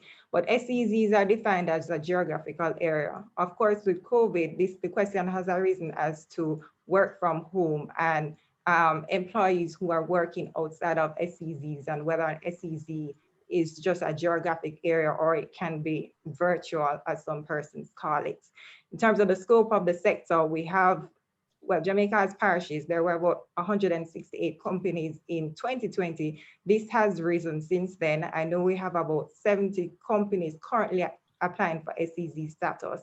In terms of number of SEZs, there are about 168 companies last year, and the investment was about 1.4 million US, and that has risen. Now, what makes Jamaica modern or different, I would say, apart from the fact that we are compliant, I would say, with the WTO rules.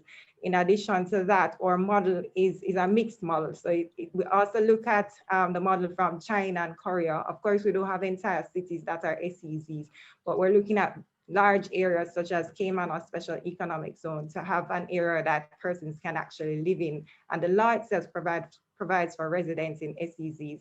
In addition, we have single entity zones, which are smaller zones, focused more mainly, I think, on the service industry. We have some manufacturing there. And then we have zones focused on specific industries, such as pharmaceuticals, manufacturing, and maritime.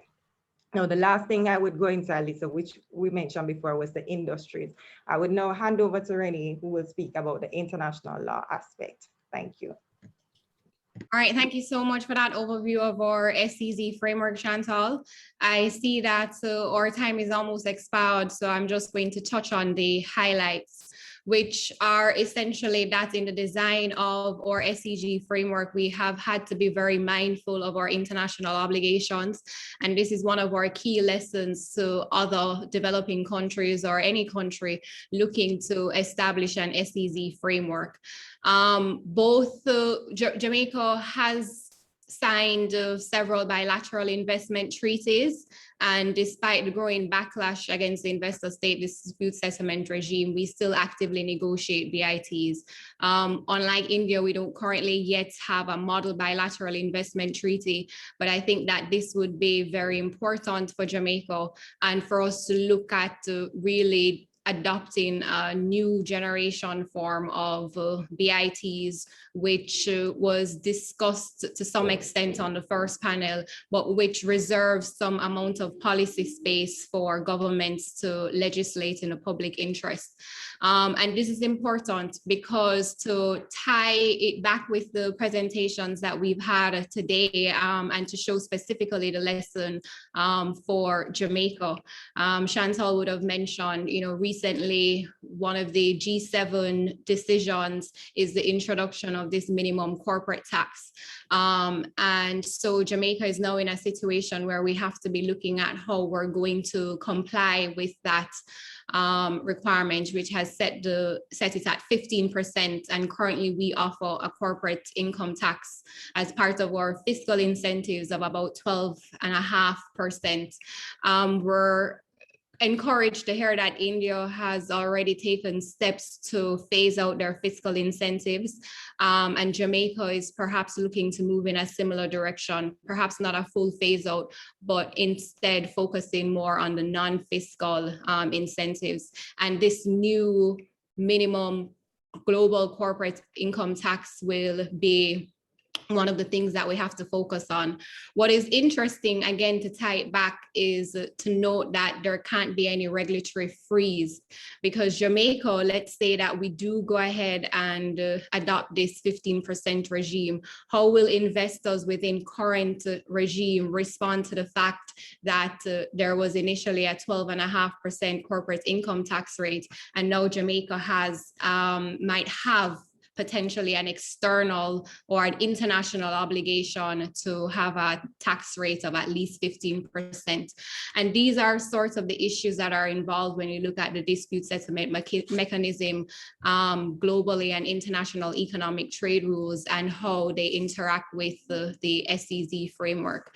I won't touch on the trade agreements because we have some important lessons from India and the decision by the WTO dispute settlement body. But suffice it to say that we are watching the international developments and seeing how we can best comply and learning the lessons from the decisions that are made. We currently have other concerns that we're looking at based on the other trade agreements that we have. So we are part of the CARICOM Treaty, which is our Caribbean Single Market and Economy, very similar to the European Union. And we also collectively have an economic partnership agreement with the European Union. We now have a challenge in terms of rules of origin for goods that are produced and whether or not they should qualify as being of CARICOM origin.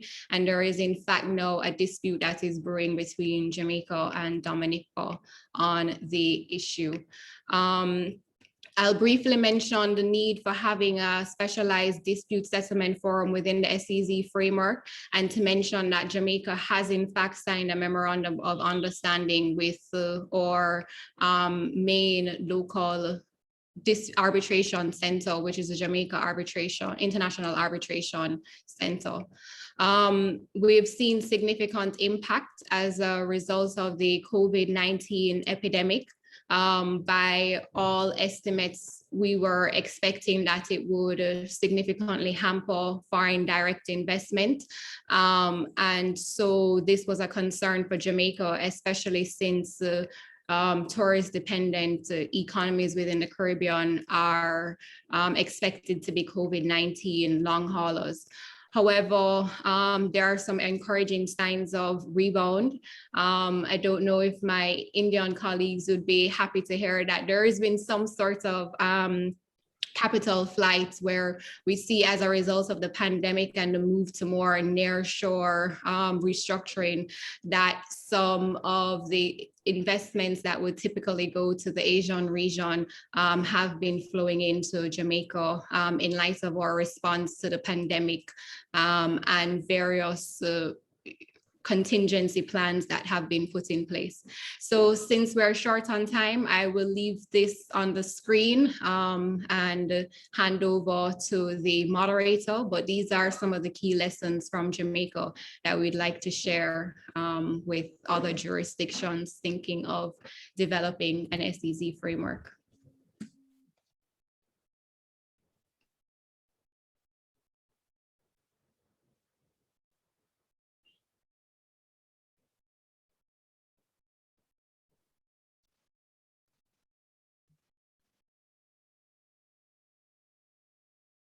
Thank you, Renee, and thank you, Chantal, as well. In fact, I made a mistake of not introducing you properly. I thought that Renee was speaking first and then Chantal was going to speak second. But in any case, I would like to just inform the audience that both of them have got a first-hand experience of these kind of matters. Chantal in particular has actually worked with a firm within an SEZ. So she has got first-hand knowledge of working with some of the practical issues relating to an SEZ. So I think we have got a few questions in the chat box, but maybe let me actually give the floor first to Jamaica. And secondly, I would also like to ask maybe Arpita and Ferdous with respect to what India can actually learn from the Jamaican experience, because one particular concern has been, with respect to the product mix of the SEZs. In India, some of the successful SEZs have been the services SEZs, and some of the single product SEZs have been extremely successful as well. So what is actually the right model that perhaps India can learn from Jamaica or vice versa? So let me give the floor first to Jamaica, either to Renee or Chantal, and later on to Arpita and Ferdous. Chantal, can you actually read the question on the chat box? I'm seeing a question from Apolline. I hope I'm pronouncing her name correctly. Is that correct? Are you seeing any other questions, James? No, I haven't seen. I have only seen one question from Apolline. I don't know. I think. Right. Same question. That's the same question. That's true. But you wanted us to talk about what lessons we can learn from India and what Jamaica can learn from India and vice versa. I found the presentation from India actually very interesting. One of the things I would say for Jamaica, in terms of Ferdous' presentation and labor law, currently Jamaica's SEZ Act says that all laws of Jamaica apply in SEZs. So the same minimum wage act or the different acts that Ferdous would have referred to the extent that we have them in Jamaica, they're applicable to workers in SEZs in Jamaica. So you can't say that you have a different rule as it relates to holidays or sick leave in an SEZ. That does not work in Jamaica. Everything else that applies outside of the SEZ, except for the customs and the tax incentives, they are the same throughout the entire country. Not to say that there are not issues, which I think Apolline was referring to, which we'll touch on separately. So that's one lesson that I would say we could learn from Jamaica. The second lesson, of course, is the big issue of the WTO compliance with WTO rules. At this time, I said Jamaica is compliant. I don't know if something is gonna arise in the future to say that we're not. But how we change with the SEZ Act, the SEZ policy, I think is important to be in compliance with international law. Now, in terms of what we can learn from India, I would say because Jamaica, we're young as it relates to SEZs. We have not had a investment dispute or really any form of dispute as it relates to foreign investors in SEZs. And I think as we develop, that situation may arise, and we'll have to learn from how India has dealt with such situations. So I'll hand over to Renee. I don't know if she has anything to add about lessons. Well, not specifically in relation to lessons, as I'm looking forward to hearing from our Indian colleagues as to what they can learn from us. I'm also looking forward to hearing from them what the impact of the COVID-19 pandemic has been on Indian SEZs. But just to touch on some of the questions that have been brought in the chat, Chantal would have mentioned that our local labor laws would still apply. In addition to that, international standards also do apply. So Jamaica has incorporated the Sustainable Development Goals within our SEZ framework, and it's a key focus for us. And one of the goals that are part of that is the right to decent work. So that is embedded within the framework. Additionally, the recent or the ongoing COVID-19 pandemic has also brought the issue of working conditions and workers' rights front and center, and has forced the Jamaican SEZ Authority to start to consider this issue more seriously. And they have, through the introduction of policy, accomplished this. For COVID-19, for example, they have set out new standards or clearer standards as to the expectations to protect workers' right to health, etc. And so there are some positive developments, but I do agree that it's something that we should focus on. As it relates to any gender discrimination, I don't see that as a challenge in Jamaica. As it relates to our SEZ framework. And in fact, we do typically score quite well as it relates to perceptions of gender equality and so forth. So I think that the confidence in Jamaican SEZs is quite strong. And we know this from the interest that has been shown in Jamaican SEZs. Our model, we would say, has had moderate success to date. And we're seeing a rapid expansion. And so we think that that definitely suggests that investor confidence in Jamaica remains quite positive. Thank you. So let me actually give the floor to Arpita and then to Ferdous. James, to answer your question, see, when the SEZ policy got challenged, the electronic part policy got also challenged. In India, we have, your question is on sectors. Like in India, we have overlapping export policies across sectors. Like we also have an agriculture export zone. So, you know, they are not part of the SEZ. So it's a bit complicated vis-a-vis other countries, because now when you look into the export that we want to promote through our zone-based policies, if you go back to before 2000, there were many of these parks which were government owned, and where, you know, there were in Kandla, a lot of old garment processing used to happen, or the environmental laws were not in place. The government has gradually tried to phase that out, or those industries have died out. So there has been some kind of a industry restructuring. Now we have two types of industries in SEZ, and a third type is trying to come in.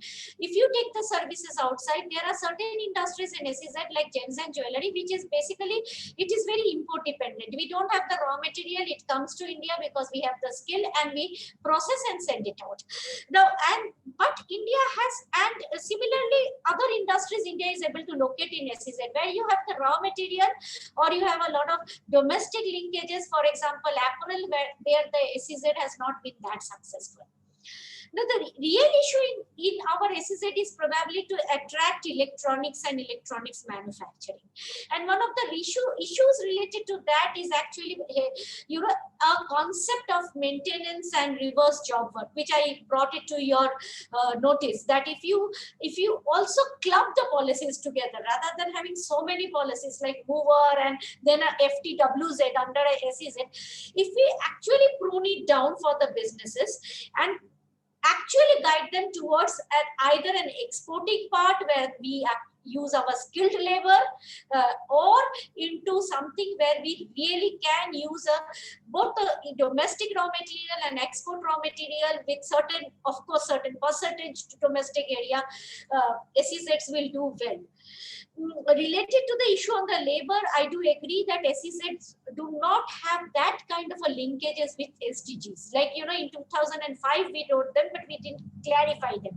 But at the end of the day, India today is moving into many synergization of labor laws. Like center has kind of come out with 3 labor laws, which is tries to synergize. If we implement that in SEZ being test bed of reforms have not happened in India. We need to try a few things in SEZ and see what works. Like, you know, if you want to incentivize the services, incentivize the logistic cost, or try out sustainable development goals. I think that is where I think then we will be able to find out what is good, rather than creating many babies which are parallelly competing with the SEZs. Thank you, Arpita. And Ferdous, do you have any inputs, additional points?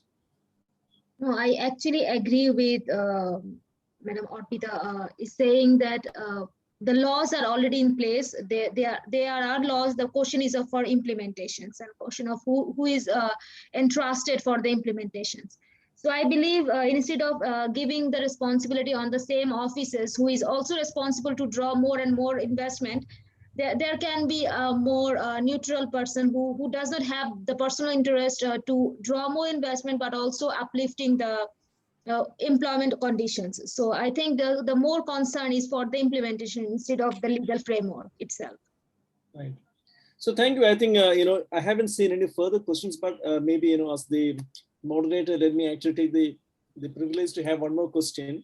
In the context of India, as Arpita has studied in her paper, we have got an export focus in the context of India. Export is almost a requirement, and there is a net foreign exchange requirement as well.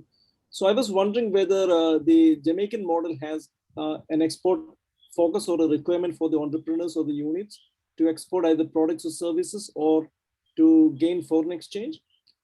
India's problem seems to be that once you remove the export orientation from the SEZ and the associated incentives, including income tax or related incentives, then it becomes pretty unviable for the units to remain in the business. So I was just looking at the Jamaican example and trying to find out whether it is based on a different model. Anyone can actually come.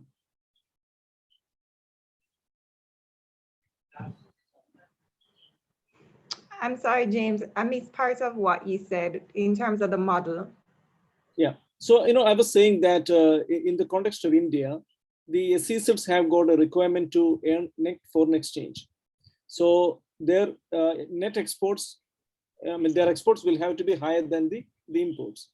And if you do not actually do that, there are certain penalty provisions within the law. So generally speaking, most of the special economic zone units are targeted at foreign countries, and they do not have much of a local focus. So I was wondering whether the Jamaican model is slightly different. Does it have a domestic focus? I mean, would you like to elaborate on this point? Okay, thank you for that. So since we moved away from free zone to SEZ, there was no more requirement to have a certain number of your products exported outside of the country. And because Jamaica's SEZs are connected to the Global Logistics Hub Initiative, there is a linkage between the SEZ, the domestic economy, and the global economy. So there is no requirement about foreign exchange or any other things that you would have mentioned, like in India at this time. No, I can't speak to what might be in a bilateral investment treaty and what might be said if we have a foreign investor from India. Is there any address for mailing this? Yeah, I think we have a minute left. So all right. Thanks, James. You wanted me to continue, or you want to do another question? I think just complete your point, and I think we have a minute left. So okay, great. So Jamaica doesn't have that restriction, but I was saying where you have a bilateral investment treaty, I can't speak to right now if we have one with Colombia, for example, and there might be a requirement in terms of foreign exchange, but generally within the SEZs, there's no such requirement. That much I can say. Thank you. So thank you for the clarification. I think our time is almost up. And let me thank all the participants, all the experts for their concise presentation and bringing in a rich menu of information. I think we learned a lot from this panel discussion about both the Indian SEZ and the Jamaican model as well. I think thank you very much. And let me take this opportunity to congratulate all of you and also the organizers for giving all of us a wonderful opportunity to discuss the papers. Thank you. I think over to Julian now. Thank you, James. Look, it's the end, so I'll take 5 minutes for a brief conclusion. First of all, I'd like to say that I found the presentations and the whole event really excellent. I truly enjoyed this webinar. So I'd like to very much thank of our colleagues and friends for taking the time to join us today and present their research. So to wrap up, I'd like to emphasize just a few important points that were made today across the various sessions. I can summarize all of them, but as a modest attempt, I can try to highlight a few takeaways that may interest our audience. Well, I think our webinar could discuss the development, proliferation, and importance of SEZs in key countries such as China, Russia, India, and Jamaica. And that's really the one of the great assets of this TDM special issue. All interesting people will find in the whole special issue even more information than what we could cover today. Now, overall, when we look at all these papers and all these presentations, I think that the important development of SEZ provides very useful insights into the dynamic future of investment law and arbitration. SEZs, in fact, have been employed by states both as an alternative and a complement to trade and investment promotion through the instruments of international economic law. I think it also means that SEZs may eventually serve as a bridge between domestic law and domestic reforms and more global rules, including investment treaties of the WTO. If some of the issues that we discussed today are actively considered in the near future. The point is that SEZs should be compliant with international law and should not become an impediment to the proper implementation of global economic policies. Beyond that, I also think that there are perhaps 3 more SEZ-specific lessons that we have learned. First, specific types and variations of SEZ, such as free zone regimes or duty-free regimes, are also treated as any SEZ by international treaties and international tribunals. This means that the SEZ institutional design and organizational structures, either fully public or private, or with variations between the two more often, does not affect the responsibility of states in case of any damages caused to the foreign investors.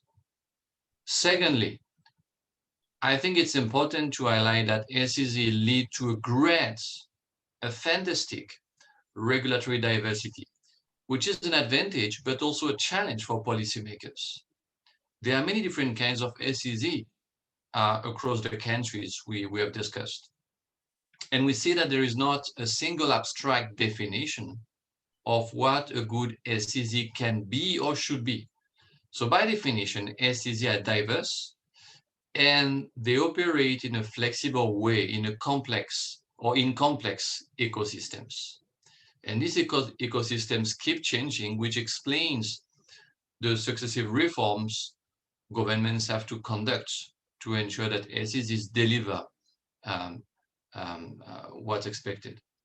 And the third very interesting and specific point I want to highlight, and this is my last point, is that the webinar and our special issue also draws lessons as for how to better SEZs could work in the broader context of the current global trade investment regime. Ideally, SEZ and investment treaties or trade agreements should not contradict each other. Ideally, a country trade and investment treaty program could consider reflecting the SEZ developed domestically into its international rules and treaties. It's something that we might want to see more in the future. Governments trying to reflect the efforts they do on SEZ at the local level into the norms they agree on at the international level. And that will also be something to keep an eye on for the years to come. All right, so we could not cover all the aspects of SEZ today, but at least we could showcase a significant part of our collective work, and especially in TDM. And that's really something very good. So I encourage you all to make use of the TDM special issue. Please circulate the papers as widely as possible in your among your respective network. For the colleagues in attendance, we have seen colleagues coming from the industry, Conway and some other ministries. Do not hesitate to reach out to me or Yulia or any of the speakers should you need any further information or legal advice. I think that most, if not all of us, will keep working on SEZ. So we look forward to staying in touch and launching new projects. All right, let me wrap up. I'd like to thank again our speakers for their very interesting and stimulating contributions. Thanks also to the participants for the very valuable discussions. And let me hand over to Julia in Netherlands for the final words. Thank you. Bye-bye. Thank you very much, Jülien. And I would like to close the session and to, first of all, thank everybody for participating in this webinar. Those were very fascinating presentation, and I think we saw how your papers came into life in this session. So thank you very much for that. And I'm also grateful to all the participants who were able to stay awake for 4 hours in a row. And as Julian already mentioned, I invite you to read the papers and distribute them also in your network. And we are looking forward to see you in the follow-up events. Thank you very much. And the recording of the sessions will be also sent to you on the later moment. Goodbye. Thank you. Bye-bye. Bye. Goodbye. Thank you. Bye-bye. Bye-bye. Bye. Bye, everyone.